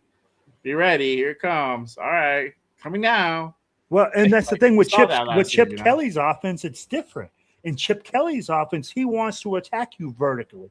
He wants to attack you widthwise as well, but with that horizontal run game. And that's the kind of thing that he uses, right? So that's where I go like, dude, like no matter what Kirk Cousins does this year, people are still not going to be satisfied. Like I just saw it. He could throw for 4,000 fucking yards and get us to the playoffs, and the nation will still be screaming, saying, "Hey, Frank's right." And here's the thing: for us, we need to realize, bro, that Kirk Cousins is actually a good thing on this team. Yes. And people are saying, "Oh, well, all these other rookies have started, and they're the way." Everybody has a different way. Perfect that you said that. I'm gonna let you run with that. I'm gonna add this. Kirk, Fernando versus Kirk. Would it always be Kirk, or does Fernando have a shot? Tell me. Okay. Tell me. Wait. Tell him, bro. Tell him. Here's the thing. Okay. Yeah. Does Fernando have a shot? We're gonna say absolutely he has a shot, but he has to show so many things at such a high level at this time that we don't expect him to be starting at the beginning of the season. Now, if he starts at the beginning of the season, bro, this kid has come into camp and absolutely fucking shredded the defense and has shown that Kirk Cousins ain't shit, and that whatever the brothers fucking picture that they took, he was definitely the older stepbrother and was just fucking like spanking ass. Because I'd be like, there's a reason that Kurt was brought in. It's so he can come in and show this young man how to lead these guys, how to put them in the right position. Because there's a certain way that you talk to guys. There's certain things that happen in this league. Defenses are more complex. Other things happen. Guys might not move the same way. So again, we have to look at that. And Kirk Cousins being on this team and being able to teach Fernando, whether it's a year, guys, we're not going to fucking win the Super Bowl this year. We got to get out of this complex that Fernando Mendoza being in. And yeah, he has a great arm. He could throw it the fucking country mile. But when he can't, but when he can't fucking read the fucking defense because the defense is too complex. Or having no command over the offense. Or having no way to adjust guys or tell them, hey, this is what I want you to do. Mm-hmm. Not having communication with the offensive line at a high level. Yes. When you don't know what guys are coming and dropping, and you're really depending on Tyler Lindenbog to make those calls. But that communication piece with Tyler Lindenbog has to be developed. Mm-hmm. All those things have to happen. So that's why I think Kirk Cousins is a blessing in disguise, man. I don't give a fuck whether we go we really win 6 games this year. If we win 6 games this year, great. We won fucking twice as many as we did last year. Yeah. So, and even if Kirk does get hurt this season, okay, great. Then Fernando Mendoza is not under the pressure that he starts the fucking season. And he's 0-3, and everybody's calling him a fucking bust. Yeah. Yeah. Because that Raider Nation does that shit. Yeah. They will bury Mendoza. They'll bury him. Bro, his first interception, they'll bury him. Yeah. His first interception, they'll bury him. We go 0-3, brother. The nation will crucify him. And trust me, there'll be a lot of us that'll be like, really? We traded away. We fucking, wasted away our number 1 pick on this fucking dog shit type of like dude, that like is worse than Gino. I can already hear it, bro. I can already hear it. I'll tell you like this: if Fernando Mendoza was playing against the Jets, and he throws 4 interceptions against the Jets, and we lose to Geno Smith, the Geno Smith-led Jets at the Meadowlands. Oh, Lord, bro, can you already hear it? Oh, this guy's a bust. He was Jamarcus Russell. I knew it. Nobody should have freaking blah, blah, blah. I'll be like, I can already hear it. Yeah. So, and again, I'm going to post up this question by Arnie. Shout out to Arnie. He says, if Cousin gets hurt, is it or is it disappointing? Do you start EOC or Mendoza? I only feel if Cousins gets hurt, do you start Mendoza? I feel like it's gonna be Mendoza. I think that's what the direction that they're gonna go. That's what I think. Now, if Kirk goes out and we're like 0-6, I think they're gonna let that 0-6 kind of ride, Doug, until we get the first win, until they figure it out.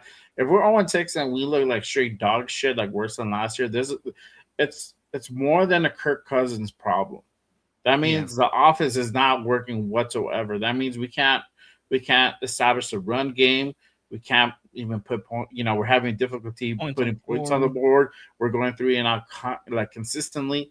That's a big issue. That means the offense is wrong, and we've seen that the last 2 years. So trust me, everybody who's a Raider fan should be able to identify that by now.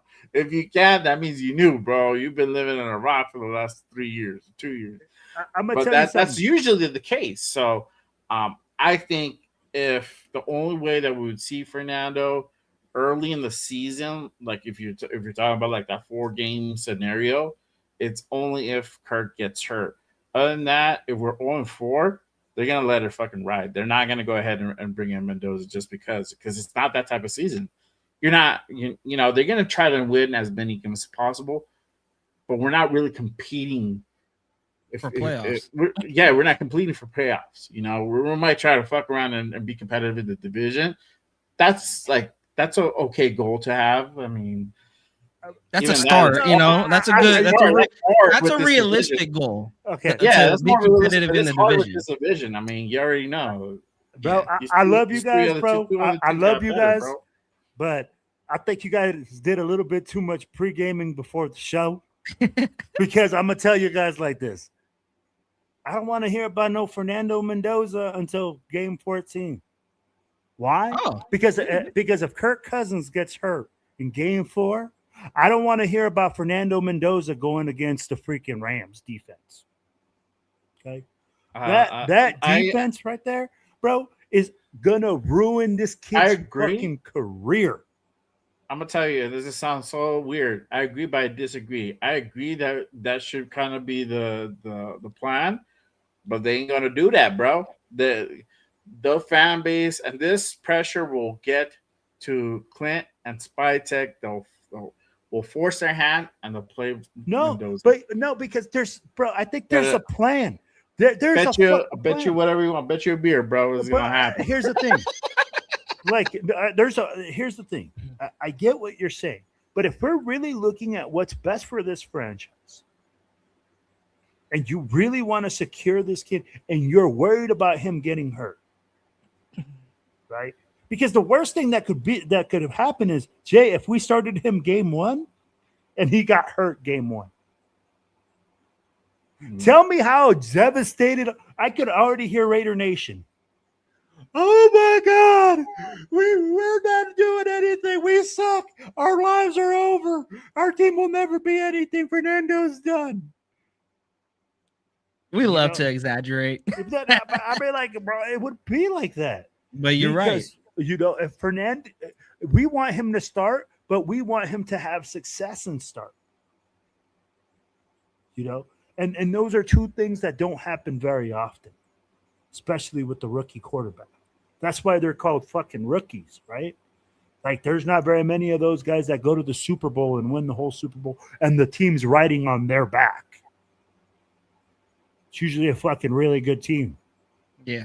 Hold on. Didn't we have a conversation like this last week where me and Primos were like, don't baby him, test him, give him pressure and all this shit, right? And then over here we're like, no, we gotta wait, right? I didn't get my take yet. Wait, and here's the thing, and I get what you guys are saying.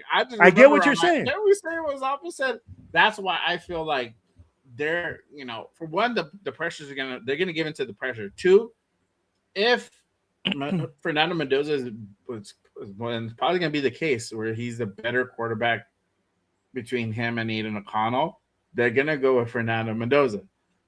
This is gonna do that. I feel that's gonna be the play, even if it's like Kirk Cochains gets down, he fucks up his shit. Game 1, first drive.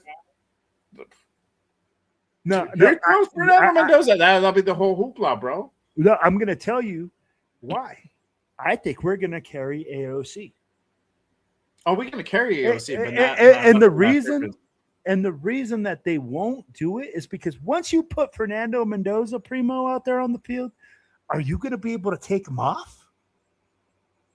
No, you can't. But again, if you put him out there, here's my thing though. Well, if they put him out there, that's Kubiak saying, "Kid, you're ready to go out there."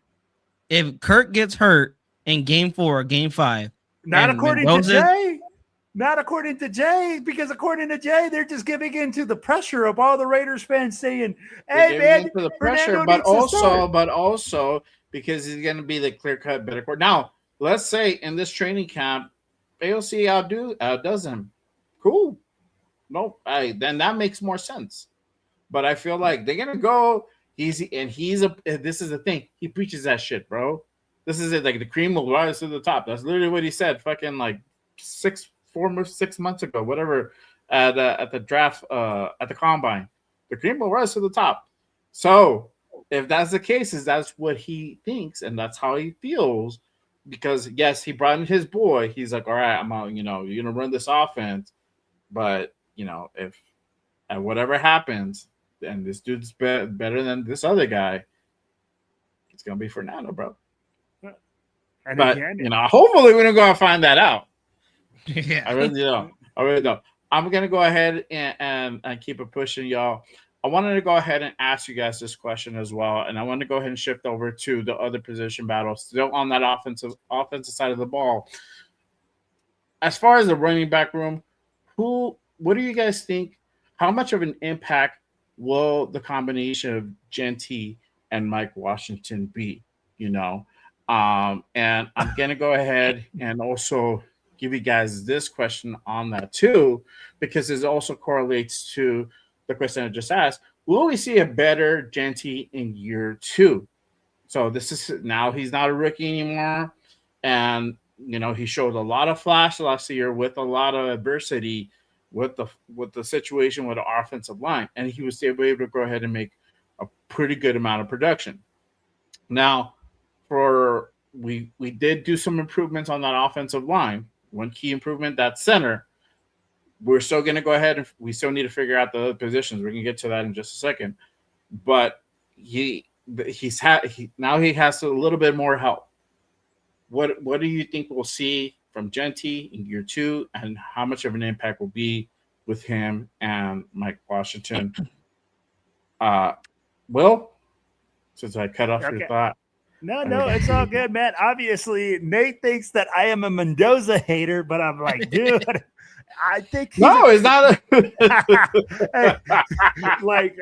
Now I'm a Mendoza. I'm not even hater. advocating Mendoza like that, dog. I'm just saying, like, I'm looking at it from trying to think of from Kubiak's perspective. I'm like, okay, this makes more sense to me. If I'm Clint Kubiak.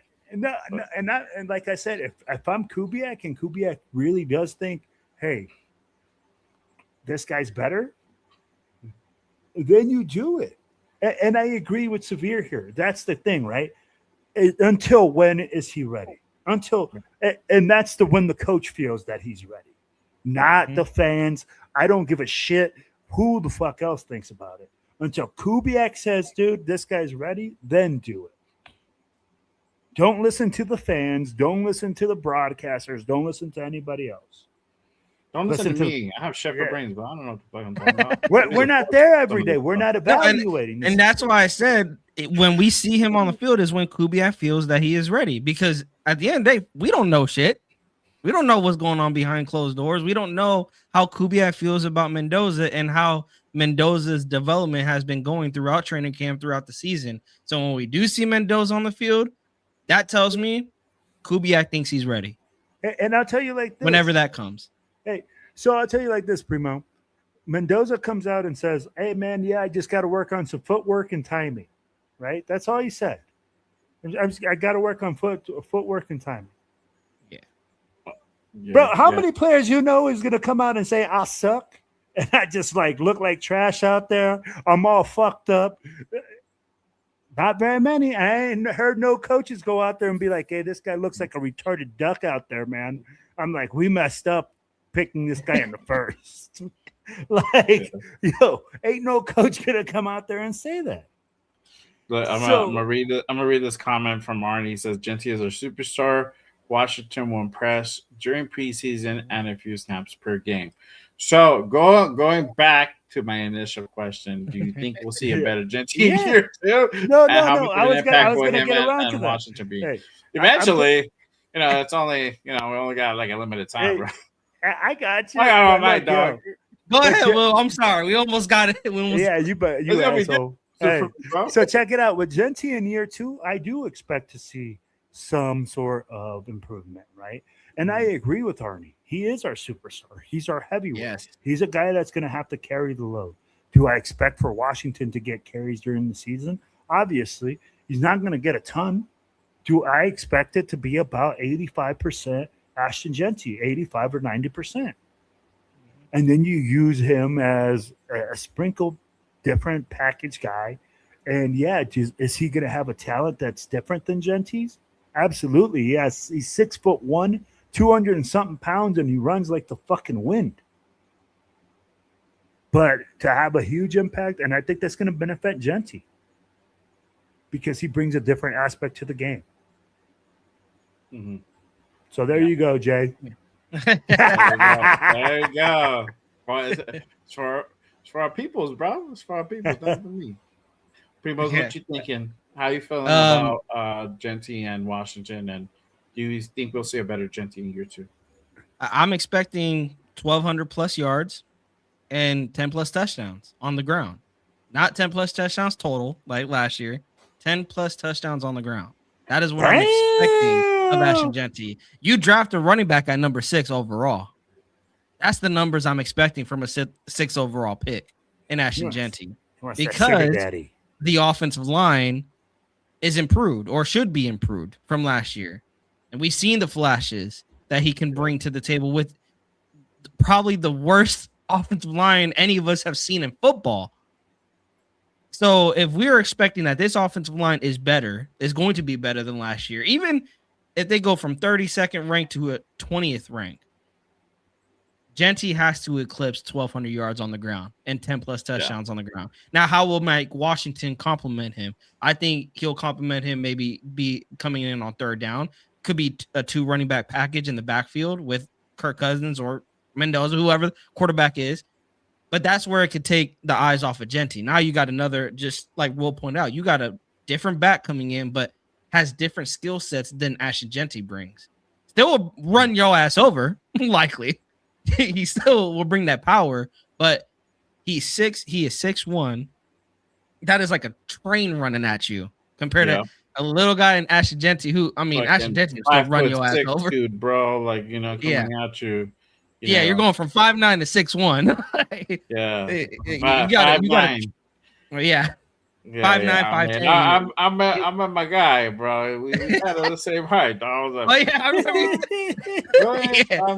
but it's 2 different skill sets, and I think I know we don't want to talk about Kubiak so much, but it's gonna come down to Kubiak. How is he gonna scheme these 2 guys? Because I do believe they're gonna be on the field at the same time in some packages. Oh yeah, there's gonna be packages built for them. They're going to be on the field at the same time. Yeah. And I expect it to be a lot of third down packages, maybe some first down packages, but I'm expecting third down. You're going to see both guys on the field. And I think that's where we're going to see the impact, just how they're going to dictate the defense. You got to keep an eye on Genty. You got to keep an eye on Bowers. Now you got to keep an eye on Mike Washington coming out of the backfield, because they could both receive. They could both come in and receive the ball out of the backfield. So I do believe that they're going to have a really I know. I'm like, hey, they say 5'9", man. Yeah, hey, yo, 5'9", but you ain't 5'9", bro. Yo, Dream, you're 5'9".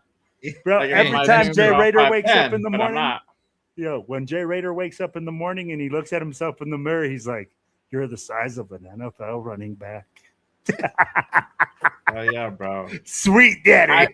Height wise, not belt wise. Built like an old Mama Jamma truck, bro. Joe Bettis. Big old bus, dog, coming at you. There you go. Yeah, the football yeah, bro. If I stick to my old shit, I'd be like the bus, dog. Shout out to fucking Jerome Pettis. Love that dude, bro. Put the I agree, bro. Mack I truck. agree with you. I agree with you, Primos, and the fact that I think we'll see him at the field at the same time in certain packages. I think they're gonna make certain packages for him. But for let me talk about Mike because I saw his video yesterday. He has a channel and he's getting ready for training camp. He posted a video and I'm like, all right, cool. He's prepping. He's doing the work to get ready for last week and then this week, right, and on. So I feel for him and just kind of what he's able to do. Because we know he ain't genty, bro. He's a one cut guy. Yeah. He's quick. He'll fucking truck your ass. We know we can do it. I feel like we'll see him in like the third down scenarios or the short yardage scenario where we need to go ahead and really hit that gap, bro, to go ahead and get that first down, or in the red zone scenario where 10 yards out, we scheme him up to go ahead and either get him open or we hand him off the ball. With Genty, bro, this is the year that I need to see that number 6 pick shine, bro.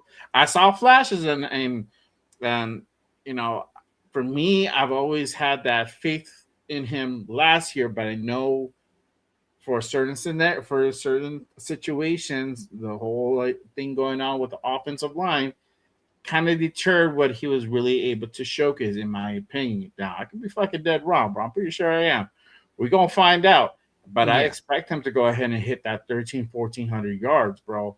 1,500 all purpose. And then you're like, bro, you're tripping. I mean, look, he's the number 6 pick, bro. Exactly. I need to see that shit. Yeah. And we went out and try to build him a line, or at least try to beef it up. We went out and got signed Tyler Lindenbaum. I mean, come on. We went out and Colton Miller's back. We need to see that production from Ashton Genty, bro. So I expect that different combination to really take effect, and we're gonna, like I said, we're gonna see a lot of primarily run game this season, and we're gonna see really Ashton Genty and Mike Washington being that real 1-2 combo that we've been looking for. You need that complementary piece. I feel like Mike Washington is that guy. Everybody else, I mean, Roman Hemby, I feel he's going to be that running back 3 again, a depth piece, or guys that we bring in for a certain scenario, to either,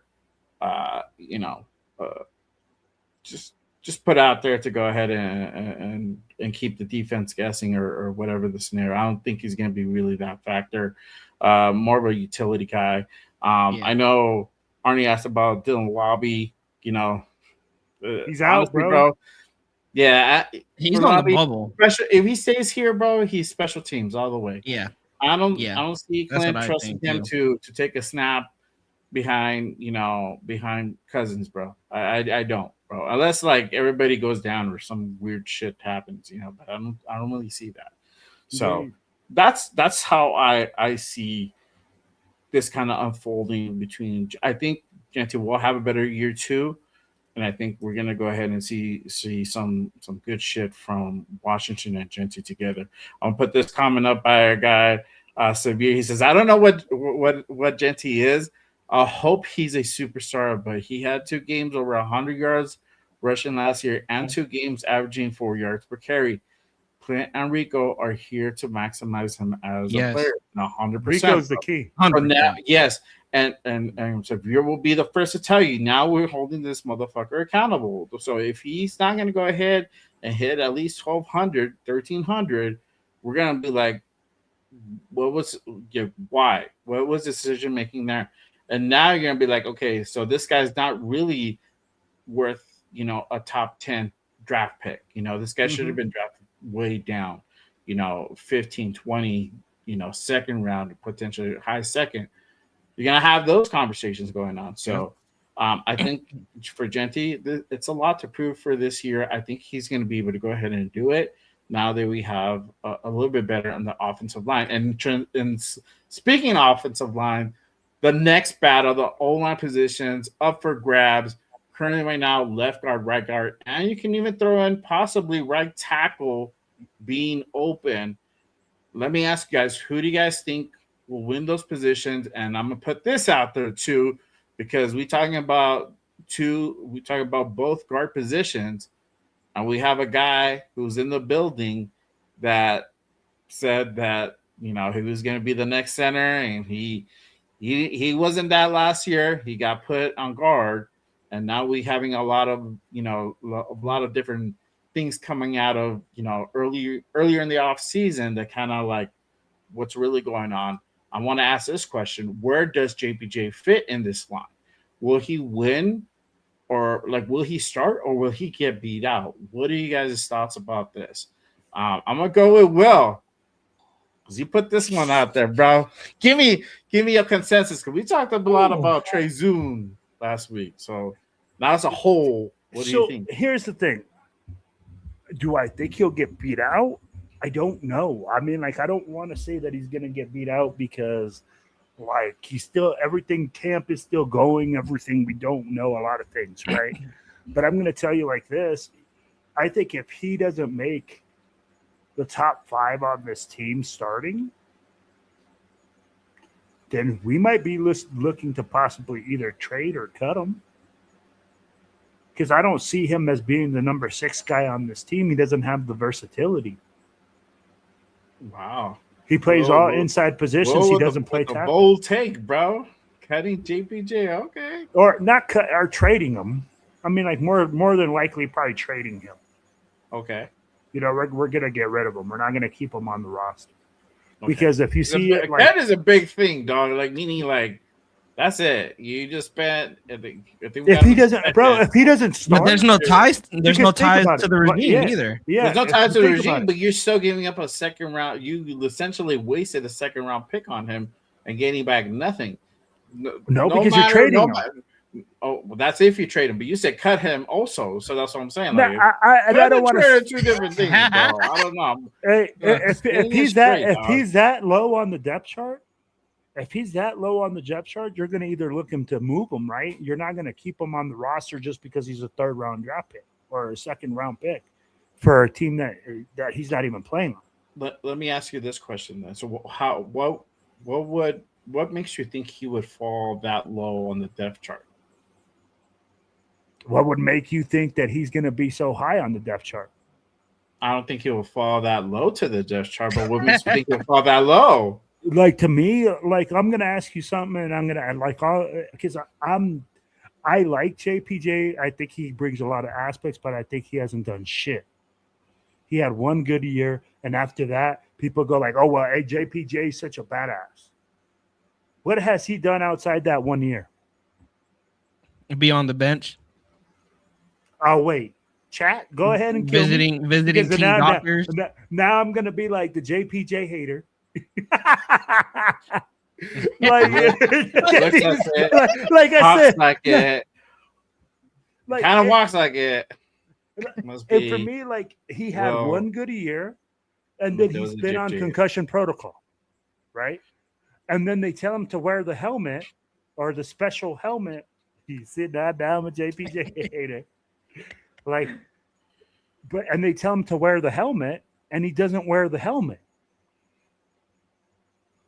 So then that's where I go. And you know what? The guy that like really like got me to think like this was actually Severe. Like he was on a pod and he was talking about it, and then he said, "What has JPJ done outside that 1 year?" And I had to think about it myself. What has he done? And when you start thinking, oh, you're gonna answer that? Because I'll answer that for you. Go ahead. Go ahead. I mean, look, yes, last year, part of the year or half of the year, I don't know, part of the year, he was out. But when he was there, he had a pretty good production. Now, mind you, I'm gonna say this too. Yeah, he made an impact, but look at the fucking line that we had. So the bar wasn't set high at all. You know what I mean? So, but he did make a difference. And that's the thing. Hey, And availability hold is on, the hold best on, thing you can hold have. on, hold on. But we were having all these discussions. I remember about JPJ, why didn't they put him in? Like when they put in, and, the line did this and line did that. The stats are out there, right? Do I think, and to answer your question, this is the only I'm referencing to that he'll fall that far down the total pole, the depth chart? No, I do not think that. I feel like at the worst, he'll be middle of the pack, and that's at the worst. I feel like he's gonna be contending for a starting job. Now, if he doesn't win it, that means the talent was better. You know, that goes to show, like, okay, was it Telesco? Telesco was not 100% on the money about this guy, right? He got beat out by, let's say Buford beats him out, right? Then we're like, what the fuck? Why did Buford beat him out? Or let's say Caleb Rogers, right? Why did Caleb beat him out? So, what are the things that prevented him from being that getting that starting job? But I don't think he's going to be to the point where he's like worse than Will Putnam, dog, or Jordan Meredith. Like that. Damn, bro. 805 still in the building. Don't you talk about Jordan Meredith. Don't you talk about my Jordan Meredith. 805 might be in the building. On that name. He might burn down this podcast now. But no, I'm going to tell you like this. I'm going to ask you something. How many offensive linemen are we going to carry this year then, Jay? And that's the biggest question. If we only want to carry a certain amount of offensive linemen, then that means JPJ better fall in the top six. If we want to carry 8, then he better be in that top 8. If we want to carry 9, then you better be in that top 9. I'll be like, most teams carry 7 to 8. Some teams can carry 6. But I'll be like, so if you're talking about it, all right, let's talk about it. Colton Miller, 1. Tyler Lindenbaugh, center, already locked in. That's why you already have those already locked up, right? Let's talk about either they were already talking about in the newspapers or with all the freaking people the journalists about how Glaze, is going to make that comeback at right tackle. Okay. Mm-hmm. So, and JPJ doesn't play tackle. So then we go and we look at the guard position. Okay. He could either play right or left guard. We brought in Buford, who's going to have a higher understanding of the offense because he's already played in this offense. So you're not going to say that he's probably not going to start over Buford, right? Not at the very beginning. So that only leaves the right guard spot, right? So who else do we have at the right guard spot? You think Buford is going to start at left? Yeah, bro. I don't think you give Buford the facto like, oh, he's just going to start. No, bro. I bet like at least game 1. I'm talking about game 1 preseason. I think it's going to be a bar fight all the way up until like the all right. So let me ask you this: last couple of days of training. Where do you see JPJ fitting then? Do you see him fitting at the left or the right guard? Left. Wow. So he's left. So the left guard is the pulling guard. Your left guard is more athletic than your right guard. Your right guard is usually your mauler because your right guard and your right tackle are usually your maulers, right? They're your road graders. So then you're saying that you guys expect JPJ to be our best puller on the team. Because that's what your left guard is your best puller on your team. A guy that pulls into the hole. Yeah, but we saw him. He was able to go ahead and do that last year, bro. So it's not like we're asking him to do something he's never ever done. He was able to go ahead and do it. Was he able to do it at a high clip? But he can be that mauler, but doesn't necessarily exclude him. Like he can't fucking pull either, dog. Like he can definitely do that. We saw him do that last year. Now, to the high clip, that's the fucking question. I don't think you just. That's what we have to see this season. Write them off. Yes, exactly. I don't think you just write them off and say Buford's going to do it because Buford knows how to do it. Like he's been. No, what I'm saying is he knows the offense. He knows who to block. But how long ago was that Kubiak and Buford were together? Bro, so he coming from the Shanahan system. They're all from the Shanahan tree. So there's a lot of But similarities. Shanahan in could that. do things differently than Correct. than But there's a Kubiak, lot of bro. similarities to it. There's a And lot of Kubiak was like- similarities, but it's still a new system for him. So I feel like I don't think you should just go ahead and completely write up JPJ or at least not even fuck JPJ, put him aside, just de facto give it to Buford, bro. I think you should. I think it's gonna be a dogfight all the way through, bro. I don't know. I'm not de factoing it. What I'm saying is in the preseason, game 1 in the preseason. Game 1 in the preseason, you have to be ready to go. You think, and again, this is coming from last year, right? Where what was JPJ known for? He was struggling with what? And we said, oh, he proved it last year. How many games did he really play in last year? I got it for you right here. He only played in he started in 7 and played in 8. So again, this year we're going to figure out whether it was the coaching or whether it was the player. Mm-hmm. Yeah, the injury did not help, bro. And I've been a proponent of him wearing that fucking Guardian cap. I'm like, bro. Dude, and he doesn't wear it. The head, you're gonna get concussed. Like you need to wear it, dog. Yeah, Jay's been advocate. He's like, bro, just put it on. Like, just wear it on, bro. It's like, you on that date, bro. You know you're gonna do the dance, bro. Gotta make sure you're fucking. That's your first time on that dance with this new girl. Gotta make sure you're protected, bro. Don't you go. But don't you go raw dog it, bro. Don't you do it. You play on a position, bro, where you get more contact than any other position on the line. Yeah. Especially at the head area. And if it's something that protects you and something that puts you out there and gives you availability, which, hey, right now, Coach just said, availability is the biggest thing that JPJ lacks. Mm-hmm. So if you just put on that stupid helmet and look like a big old bubble helmet, but be a fucking road grader, I don't give a fuck. They'll make bobbleheads of you, bro, and call it the road grader. Put the fuck the shield on. Jackson Powers Johnson bobblehead day. Yeah, fuck, bro. Hey, let me ask you this: did you trade JPJ for Vita Vea? I don't think they'd take him. No, they like if they took him in a trade package. I mean, if they did, yeah, I'd do it. I wouldn't be mad at it. Not with the guys that we have. But he's a second round pick. I would say this, Will. Here's why I would take it. It's because you have other names that the guard spot is not set in stone. JPJ is not a set in stone starter. Nope. So you could trade him away for Vita Vea.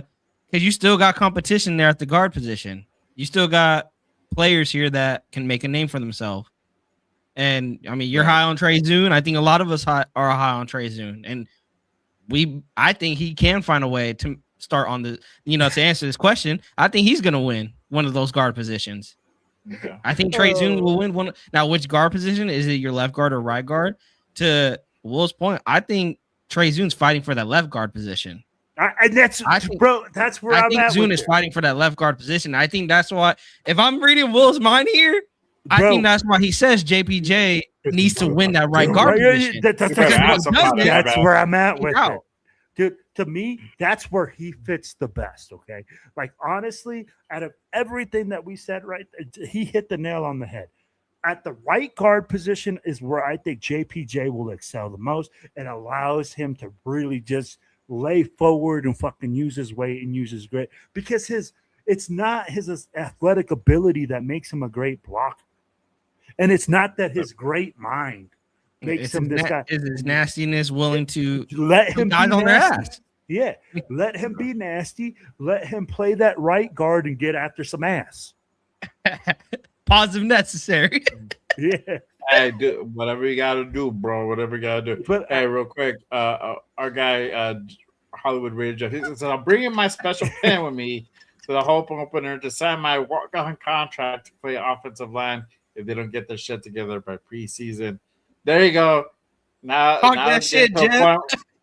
We get to the point. We're gonna bring Jeff out of retirement. He's gonna go ahead and relinquish his Dunkin' Donuts endorsement contract and come play for the Las Vegas Raiders. I want to see it happen. Let's fucking go. But yeah, I mean, I think Zune is definitely gonna.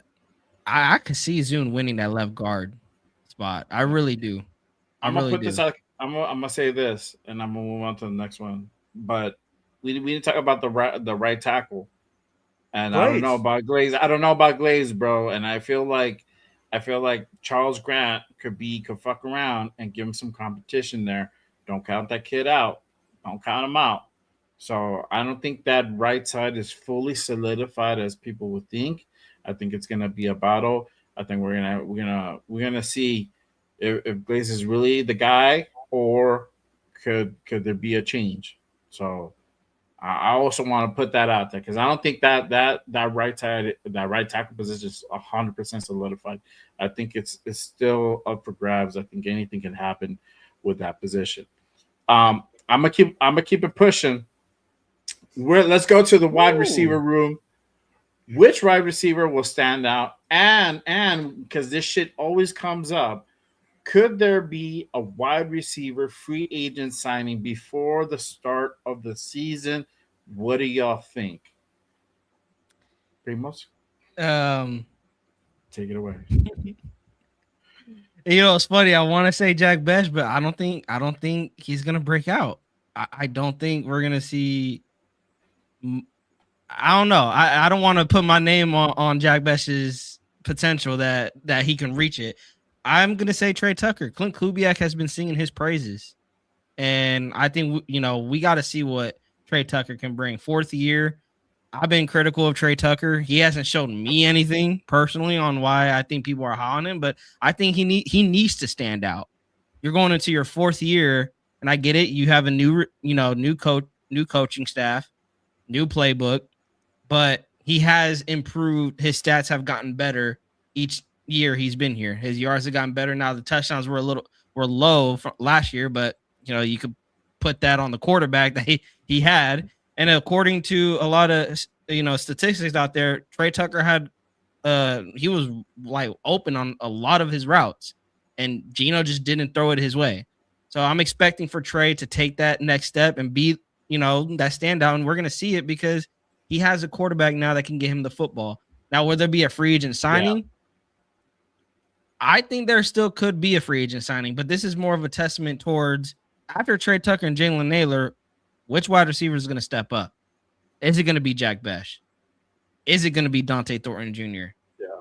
Is it going to be a Cedric Jackson? They already cut Jonathan Brady. He's already out. You got, I think, EJ Williams, who's another UDFA there. Yeah. Like, who else is going to be that wide receiver 3? Who's going to step up and be that wide receiver 3? And that's why, for me, Jack Bech has that pressure to – we're talking about, can JPJ win one of those starting spots? Can Jack Bech find a way onto the football field as a wide receiver 3?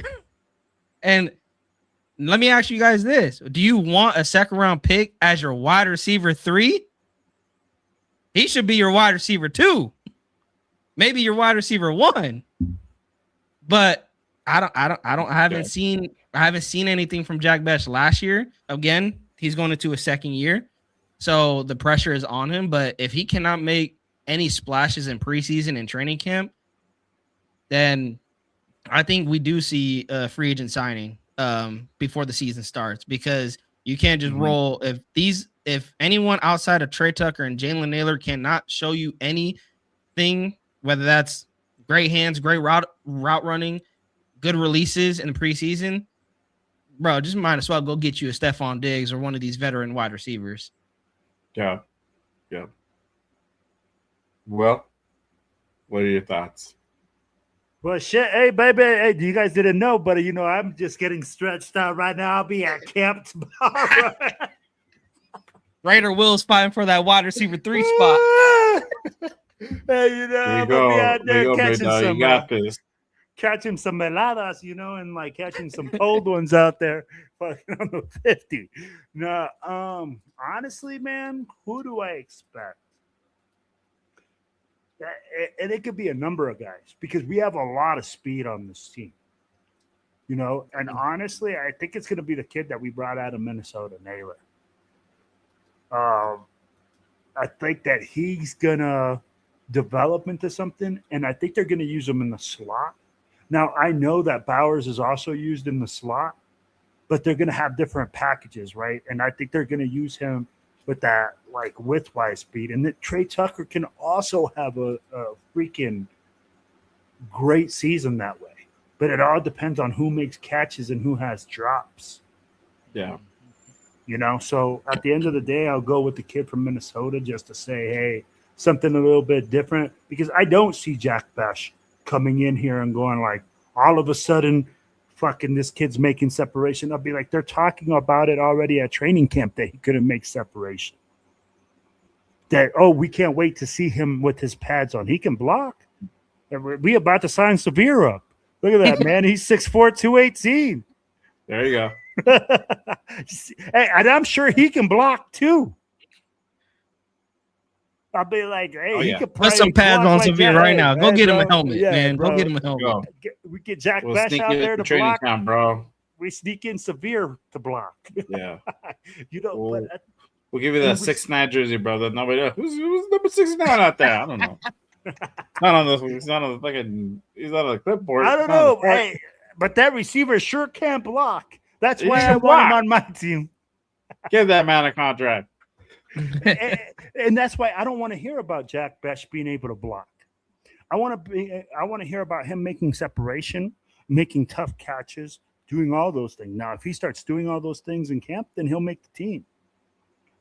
But honestly, guys, like if you look at our roster at wide receiver, where is the hope?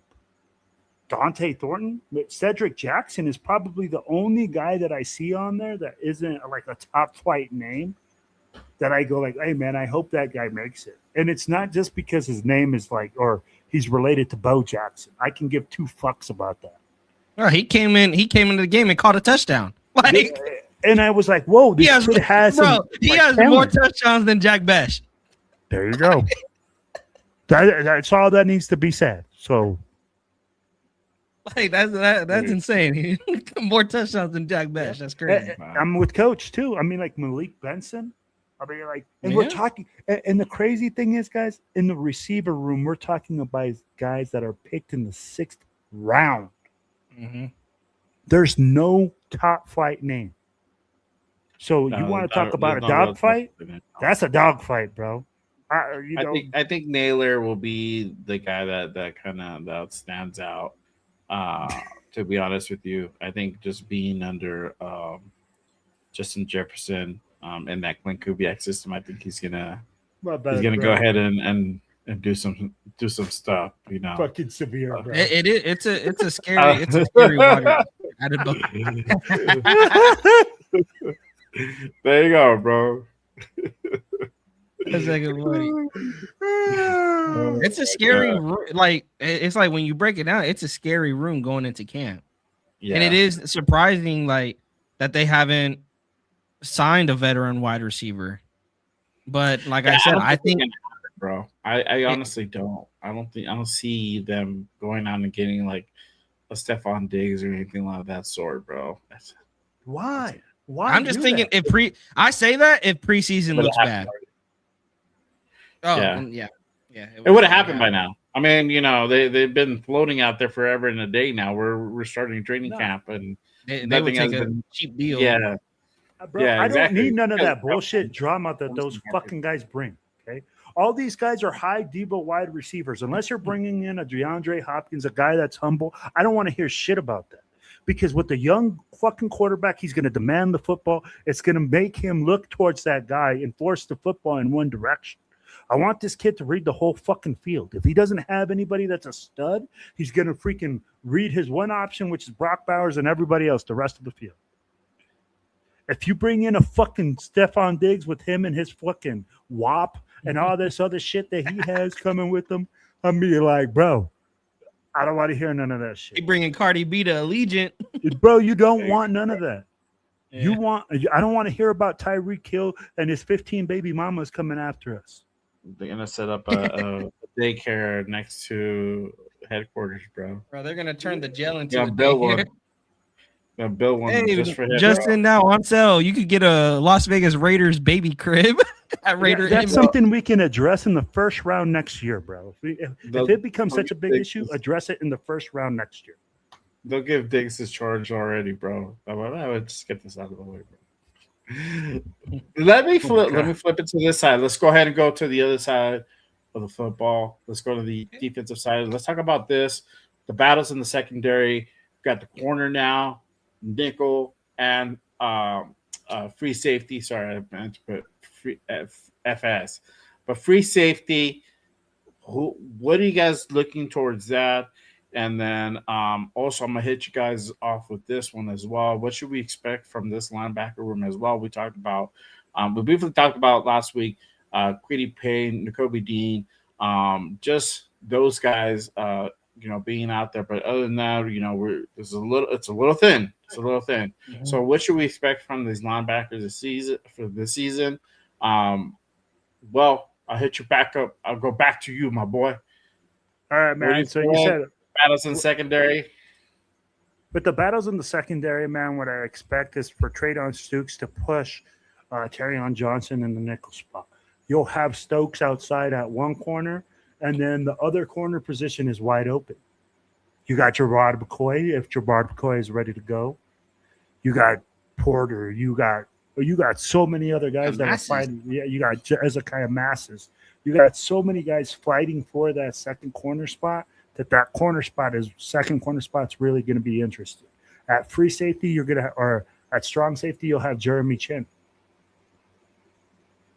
The other spot that's going to be interesting is going to be the free safety spot. Is it going to be Isaiah Palumau? Or is it going to be somebody else, another young guy that comes and takes it, right? That's kind of the interesting spots. I'll be like, if Terrion Johnson gets pushed out of that nickel spot, I don't see him making this roster.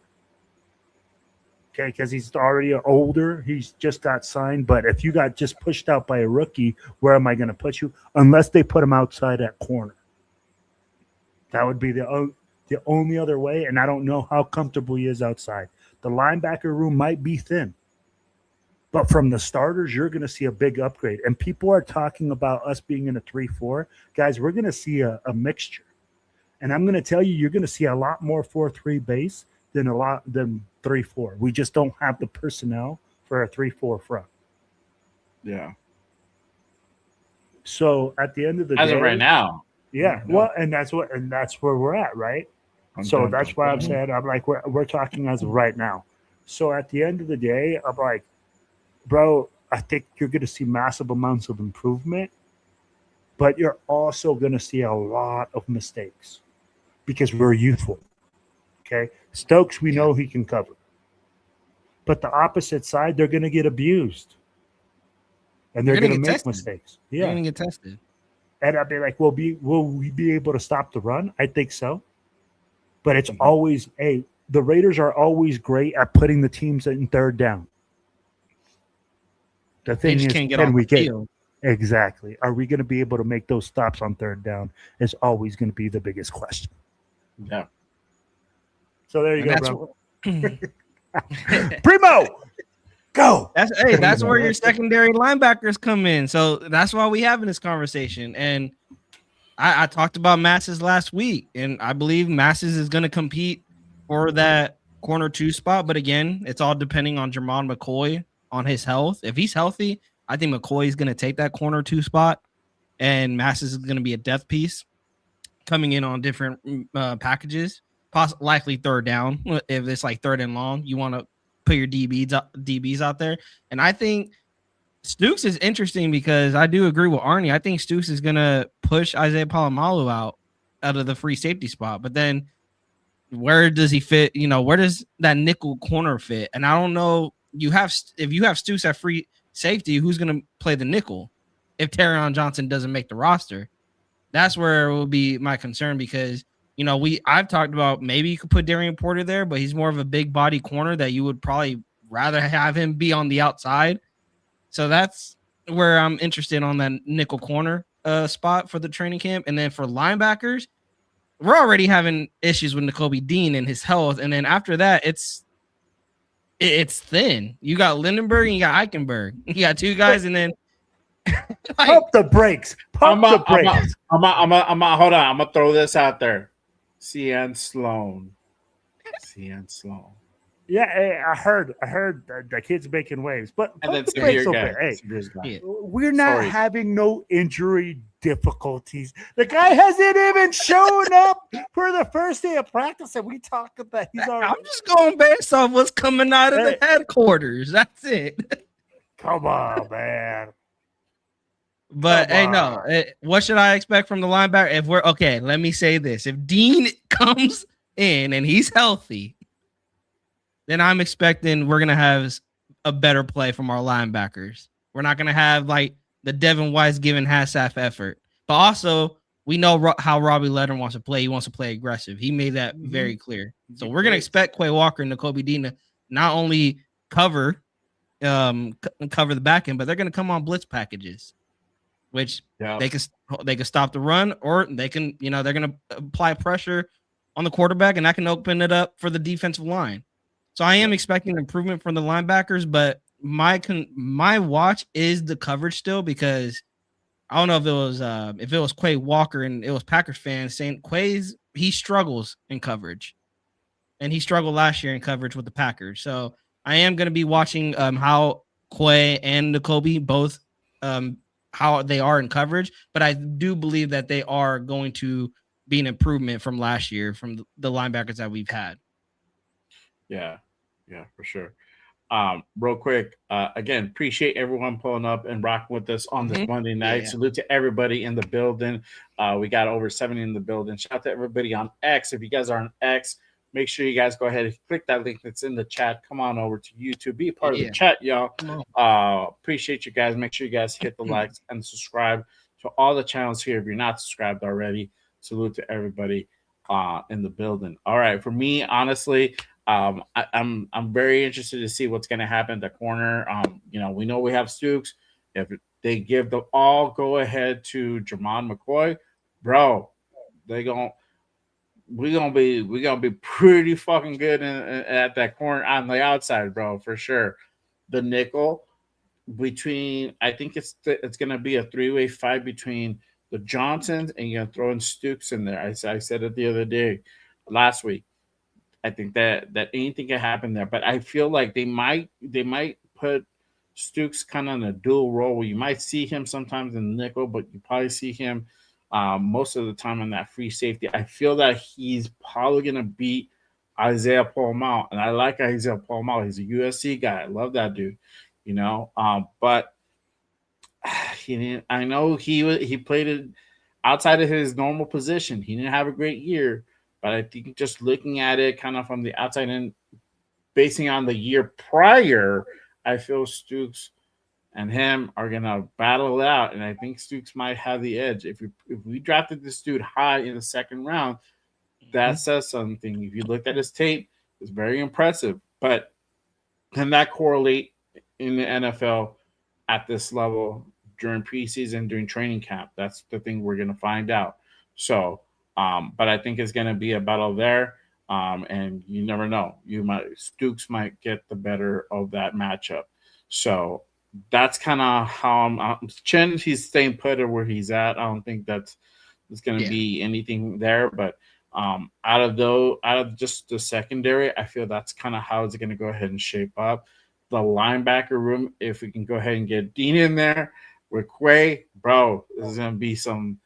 They're going to be some smash mouth fucking football. And we're going to go ahead and get some good coverage in that middle, something that we've needed for a while now, right?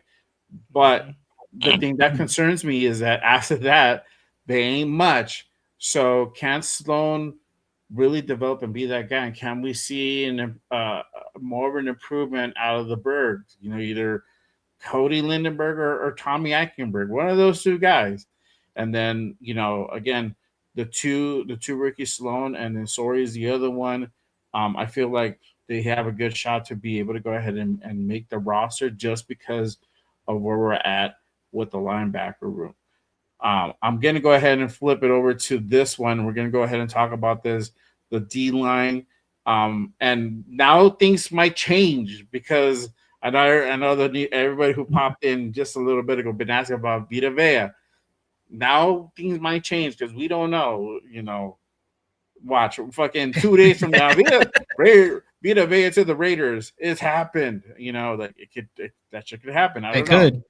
Right? So, but who for right now at this moment in time, he's not here. But who will play the nose? Who's going to start the opposite of Max? And I'm gonna throw this one at y'all. How much of an impact will us for the new Quiddy Pay that we just went out and got? How much of an impact will he be? All right. Well, who wants to take the lead on this one? Primos, you cop first. So no, because I'm thinking, I'm like, man, at the nose, I want to say Adam Butler just because he's the veteran, you know, in the group, you know, a lot of guys like, you know, you got Tonka Hemingway and JJ Pegues going into year 2. I think your safe bet is going to be an Adam Butler at nose tackle.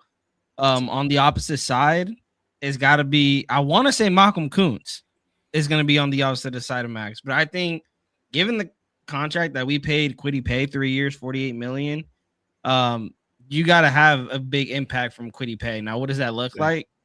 He had back-to-back seasons with 8 sacks, and then I believe he had 5 last year, if I'm not mistaken.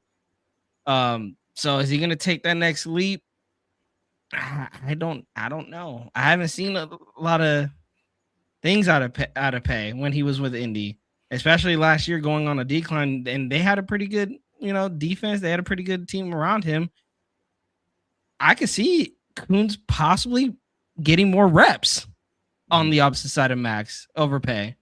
And I'm expecting a big year out of Malcolm Kuntz. So I would say who's going to start on the opposite of Max? You know what? I'm going to say it's a hot take. Malcolm Kuntz is going to be starting on the opposite side of Max. And Adam Butler will be our nose tackle. Am I happy about him starting at the nose tackle? I know 805 probably hate me on that because I'm not happy about it just because he's not your true nose. But hey, I'm gonna trust 805, and he said that he played some good nose tackle with the New England Patriots, and I'm hoping he can do that this upcoming season. Yeah. Will. Man, I'm gonna give you this one because I gotta get going after this one. So, guys, check this one out. At nose tackle, you're gonna see Adam Butler do a rotation with Tonka Hemingway, with Lalau. You're going to see those guys do a rotation for right now, right? We're talking about the guys that we have in-house. You'll see JJ Pegues. You'll see all those 2 guys because we're going to run a 4-3, 4-2-5, 3-4 scheme. It's going to be a hybrid scheme because, again, we don't have the personnel to run a straight 3-4. We just don't have that zero technique D tackle. Yeah. So then you'll see 2 D tackles. Opposite side of them, you're either – for me, it's going to be Quentin or Pay. Yeah, Pay. Quiddy Pay. Yeah. Quiddy Pay is going to have a big season. Why? Because he's a run-stopping defensive end. If you look at it, when you play opposite side guys, you usually try to have one that's more pass rush, one that stops the run more. And in my opinion, you're going to see Malcolm Kuntz more used as a linebacker. Okay. In a 3-4 scheme, you're going to see him be that outside linebacker. You're not going to see him be a defensive end. So that's why, to me, Pay is going to have more of an impact playing opposite side, as in saying the opposite side defensive end. Mm-hmm. But, all right, guys, I got to get I was going to hit you with this one. Give me real quick. I think. Who do you think is going to be the standout? On defense? And all the whole camp. Standout of the camp. Ooh. Boom. Hold on, wait. Let me do the sound effect. Oh man, I missed it. Damn. Okay. It is going to be a shocker because it's going to come out of the wide receiver room. People are going to be talking about Trey Tucker having a great preseason. That he looks sharp out there, that he's making great cuts, that he's running great routes, just like last year. You're going to hear the name of one of the offensive linemen. I don't know who it is, but whoever solidifies that left tackle spot, I think you'll probably hear Trey Zune's name come out as being the outstanding rookie coming out of camp. You love your Trey Zune, don't you? Love my war daddies, baby. But hey, Your man, war hey, I daddy. appreciate you guys, man. I got to get out of here, guys. Hey, you know what, guys? Please make sure you guys like, share, subscribe. Make sure you hit up my boy Jay Raider and Raider Primos and finish the show with them. Hey, I got to get up out of here, though, fellas. I appreciate y'all, man. Hey, No problem. man, I appreciate you. Make Yes. sure you guys go ahead and pull up and tap into my guy, Silver and Black Radio podcast. Make sure you guys go ahead and give him a subscribe if you're not subscribed already. So, hey, I will see ya next week. Hey, If yo, not Raider sooner. Will. There you go.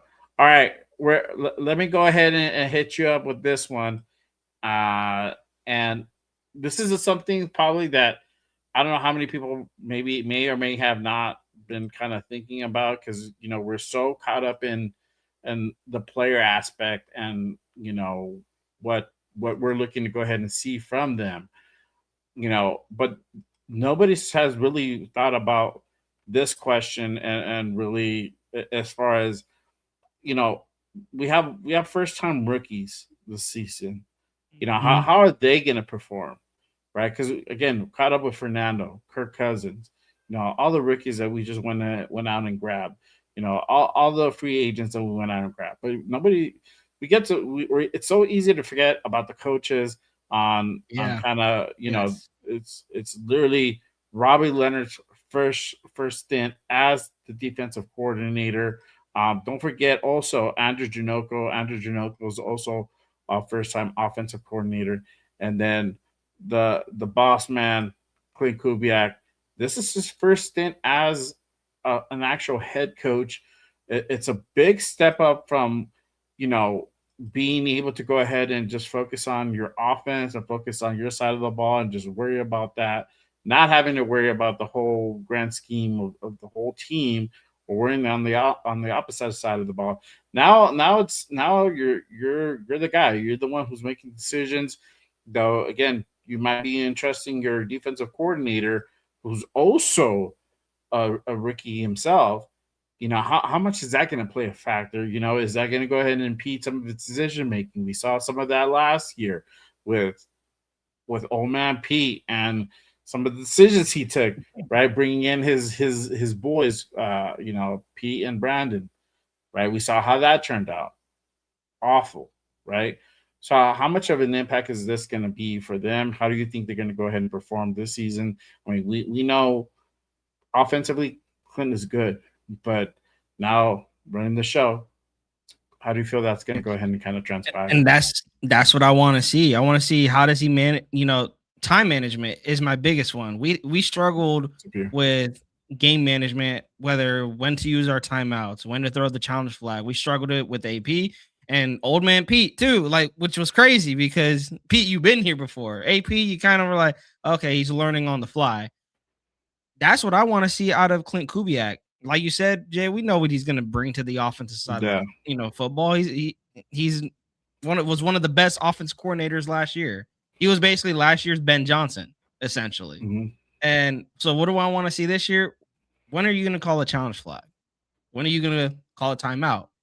I want to see how does he manage the game, not just from the offense, but from the defense. When the defense is, whether they're getting shredded, they're allowing the team to go up and down the field. When do you need to call that timeout and be like, Rob Leonard, I need to pull you aside? Mm-hmm. What's going on? Because you are running the entire show. This is like you said, Jay, you're not just in charge of the offense. You're in charge of the entire team now. You have to know what is going on the defensive side of football, not just on the offense. And then going over to Rob Leonard, you are calling an entire defense. You are not in charge of just the defensive line. He said we want to play aggressive football on the defensive side. And I'm excited for that because I want to see a defense to attack the football, create more turnovers. But I also seen that an aggressive defense can also bite you in the ass if you don't know what you're doing out there. Yeah. So that's what kind of scares me also, because if Rob Leonard's just, attack, if opposing offenses and offensive coordinators know you want to be aggressive and you're going to bring the blitz, if you don't have a corner on the outside that can lock down, i.e. Jamal McCoy or whoever's going to win that corner too, or we are high on Eric Stokes. But it is Rob Leonard's job to put these guys in position to make plays. If you are not putting these guys in position to make plays and you're just calling all out blitz like what was it, Greg Williams did in 2020 against us, Right. calling out a blitz and basically blowing games away. And I'm gonna look at Rob Leonard like you just weren't ready. But Spytech seen something in you, Clint seen something in you that they made the decision to promote you to DC. So all I can do is I'm trusting Clint, but you could then hold Clint accountable for that as well. If Rob Leonard doesn't work out, that's a Clint Kubiak decision. He was accountable for that this offseason. He said, I made that decision. I wasn't pressured to make it. I had an interview with Robbie Leonard, and I like what he wanted to do on the defense side of the football. So I decided to promote him to defense coordinator. If that doesn't work out, Clint, are you ready to be a head coach? Yeah. Were you ready to be a head coach? And then for Andrew Janocko, I don't know, because I know when it comes to the offensive coordinator spot, that's where it's a little bit iffy for me, because I know Clint's going to be the one calling all the shots. Now, I would not be surprised if we see maybe Andrew Janocko calling some plays in preseason. I know a lot of offensive-minded head coaches do that, where they give the playbook to their offensive or the play calling to their offensive coordinator in preseason. So I would love to see Andrew Janocko call plays in preseason and see how he works the offense. You know, God forbid anything happens to Clint Kubiak in the regular season, Andrew Janocko is likely going to be the guy calling plays. He's the next man up. So you want to see how does he handle calling plays, because I guarantee his play calling style and Clint Kubiak's play calling style totally different. Of course, it's going to be the same playbook, but they're going to call plays different depending on the situation that we are given. So it is definitely, there's a lot of questions that go into this season when it comes to these coaches. And I believe that goes into the reason why we said, oh, this is like a 5-win team, or this, we're not expecting playoffs, is because there's a lot of first timers, not just the players, like you said, it's the coaches too. Are they coming in with a lot of hype? Yes, but that was what they did as coordinators. We've seen this many, many times where you're just not fit to be a head coach. You're not fit to be a defensive coordinator. I hate to bring this up, and I feel like it's taboo, bro. McDummy was a prime example of that, bro. He's a great offensive coordinator. Yeah. That's what he is, bro, and that's what he just ever will be. That's just the fact of it, you know. So with Clint Kubiak, and then also too, like I heard also that, you know, he doesn't have that bubbly personality. He's not that outgoing guy, that, you know, charismatic guy. That's not who he is, right? Then that's fine for us. You know, we don't, you know, that doesn't matter for the fan base, for the press. Yeah. But for the players, that's where it is important. Like how are you gonna relate to the players? So I've also heard he's had great relationships with the players. So maybe it's just the fact that he just sucks doing media shit and just sucks for the camera and microphone. That's I'll take that all day, bro. He's all ball. They said it. He's all ball, bro. Yeah. So long as you can, like, you know, you're getting in tune with your players, with your guys in the building, with your coaches. That's also very important. We saw that last year too.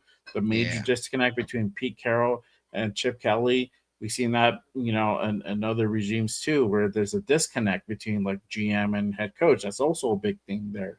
So all that takes, you know, for me, I feel all that is a factor on how this season could potentially pan out. And yes, I made that specific point to somebody in a comment from like one of the shorts that we posted the other day in regards to that, like, you know, me saying I don't feel that we're going to get 6 wins. Well, I feel that 4 wins is getting 4 wins this season is, to me, is an improvement.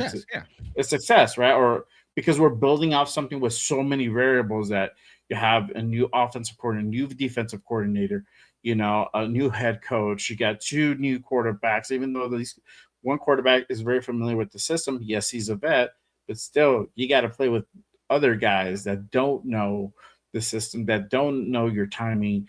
You don't know their timing. That's also, it plays a factor as well. So a lot of stuff going on that everything, it could just fall apart, or it could just go ahead and gel and work out, and we can have a good productive season.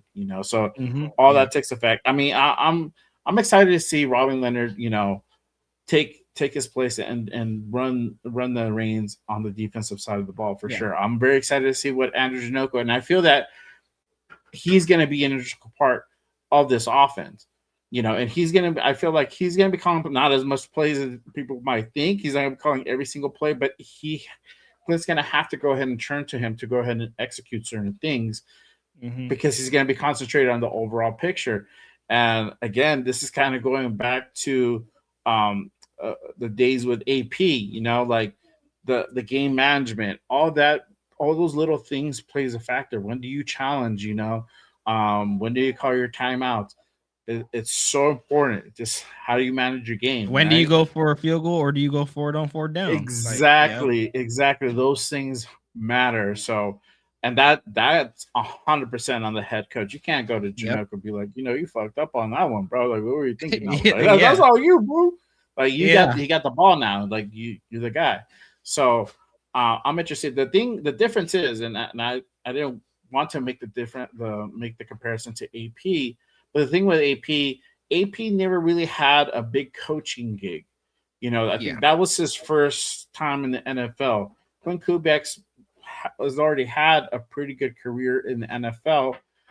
With the last 3 seasons being an offensive coordinator and now getting up to this. Well, he just won the Super Bowl, so I mean, I think the if it wasn't us, whoever was holding, if we were not holding the first overall pick, is worth the job, bro. He was going somewhere else.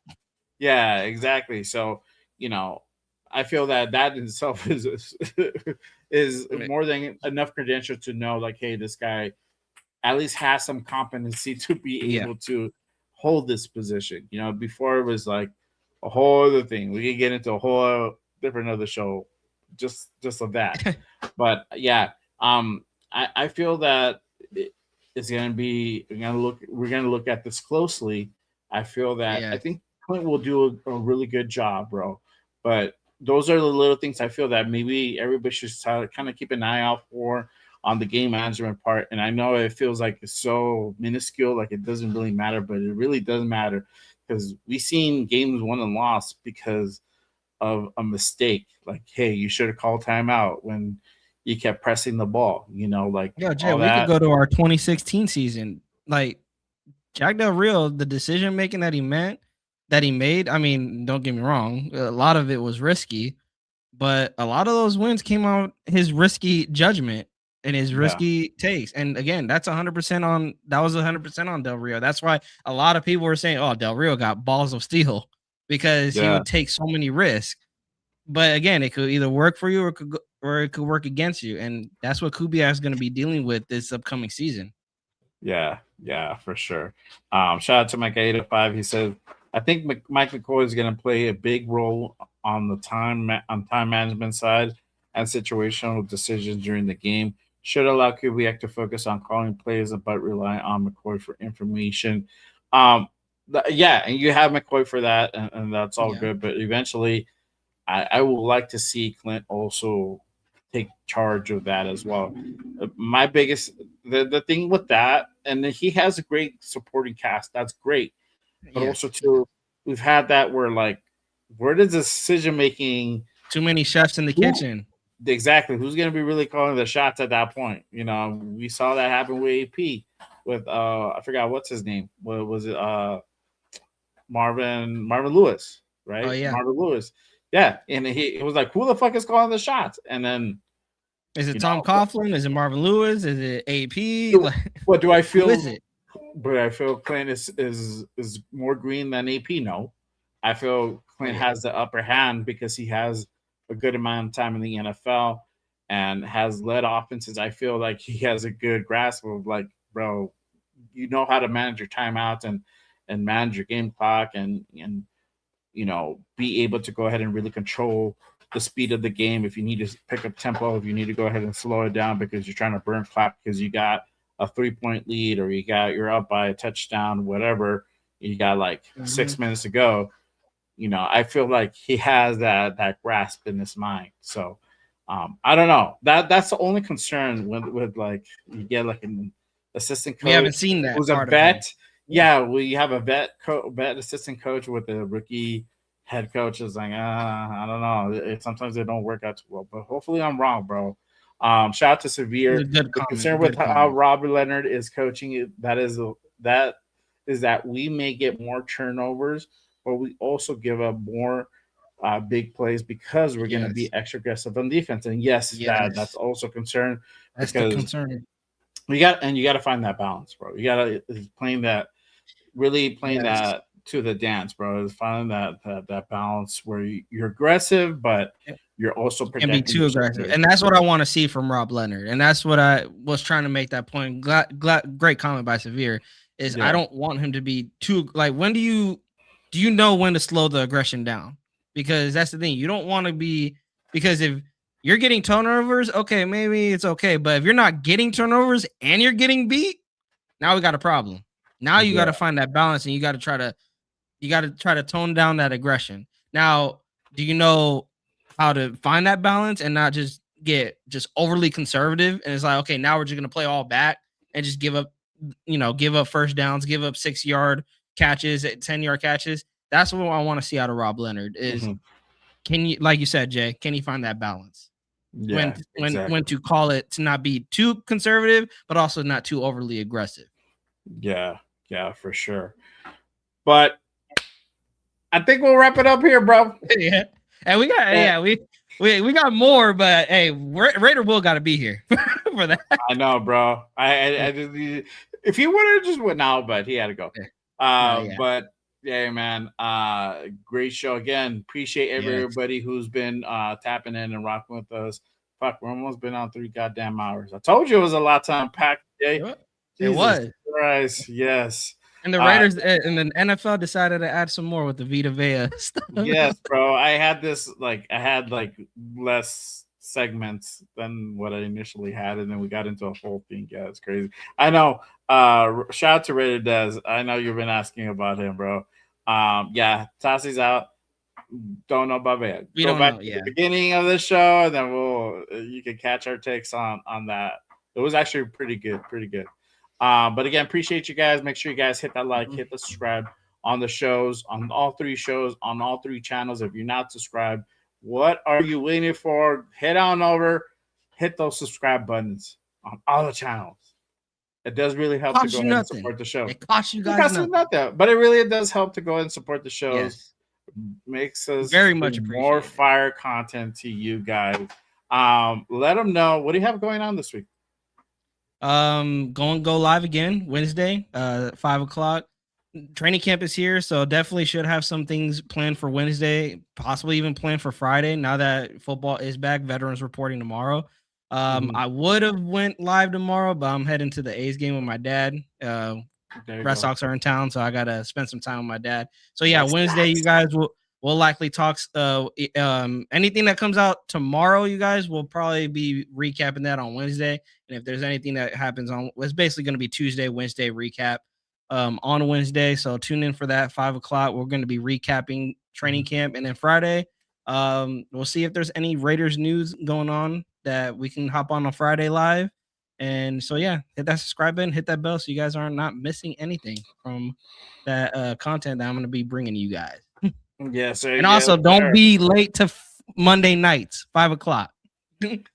Damn it, be on time. No, don't do that, bro, because they're gonna hold us to the fucking same fire. Like, y'all late, y'all late again. I hear the show all the time when I do the connect. Y'all late. I'm like, well, it's not me most of the time, bro. Hey, what's it mean? I don't got the controls to go, bro. I have to wait. I'm like, what do you want me to do, bro? So I can't blame those dudes either, because sometimes my ass is late, bro, when I do this solo show. So, whatever, bro. Life happens. But hey, we appreciate that. They still was here. Nation still showed up, man. Nation still showed up. We love them. I'll be late to my own funeral. For me, I don't really got nothing going on. May do another Good Morning Raiders this Saturday. We'll see. But for sure, next Saturday, I'll be on for a fresh episode of Good Morning Raiders. So make sure you guys go ahead and hit that bell. Stay tapped in. I'm gonna be dropping content content this week. So make sure you guys hit that noti on this channel. And you never know, bro. You never know, everyone. We may be coming on here for some breaking that news. notification that something happened. So when news drops, we go on. Don't be left out in the dark. Hit that subscribe button. Hit that notification Yes. on all these channels. So I'll bring these guys on. Be like, yo, got the link. Let's go. We're going.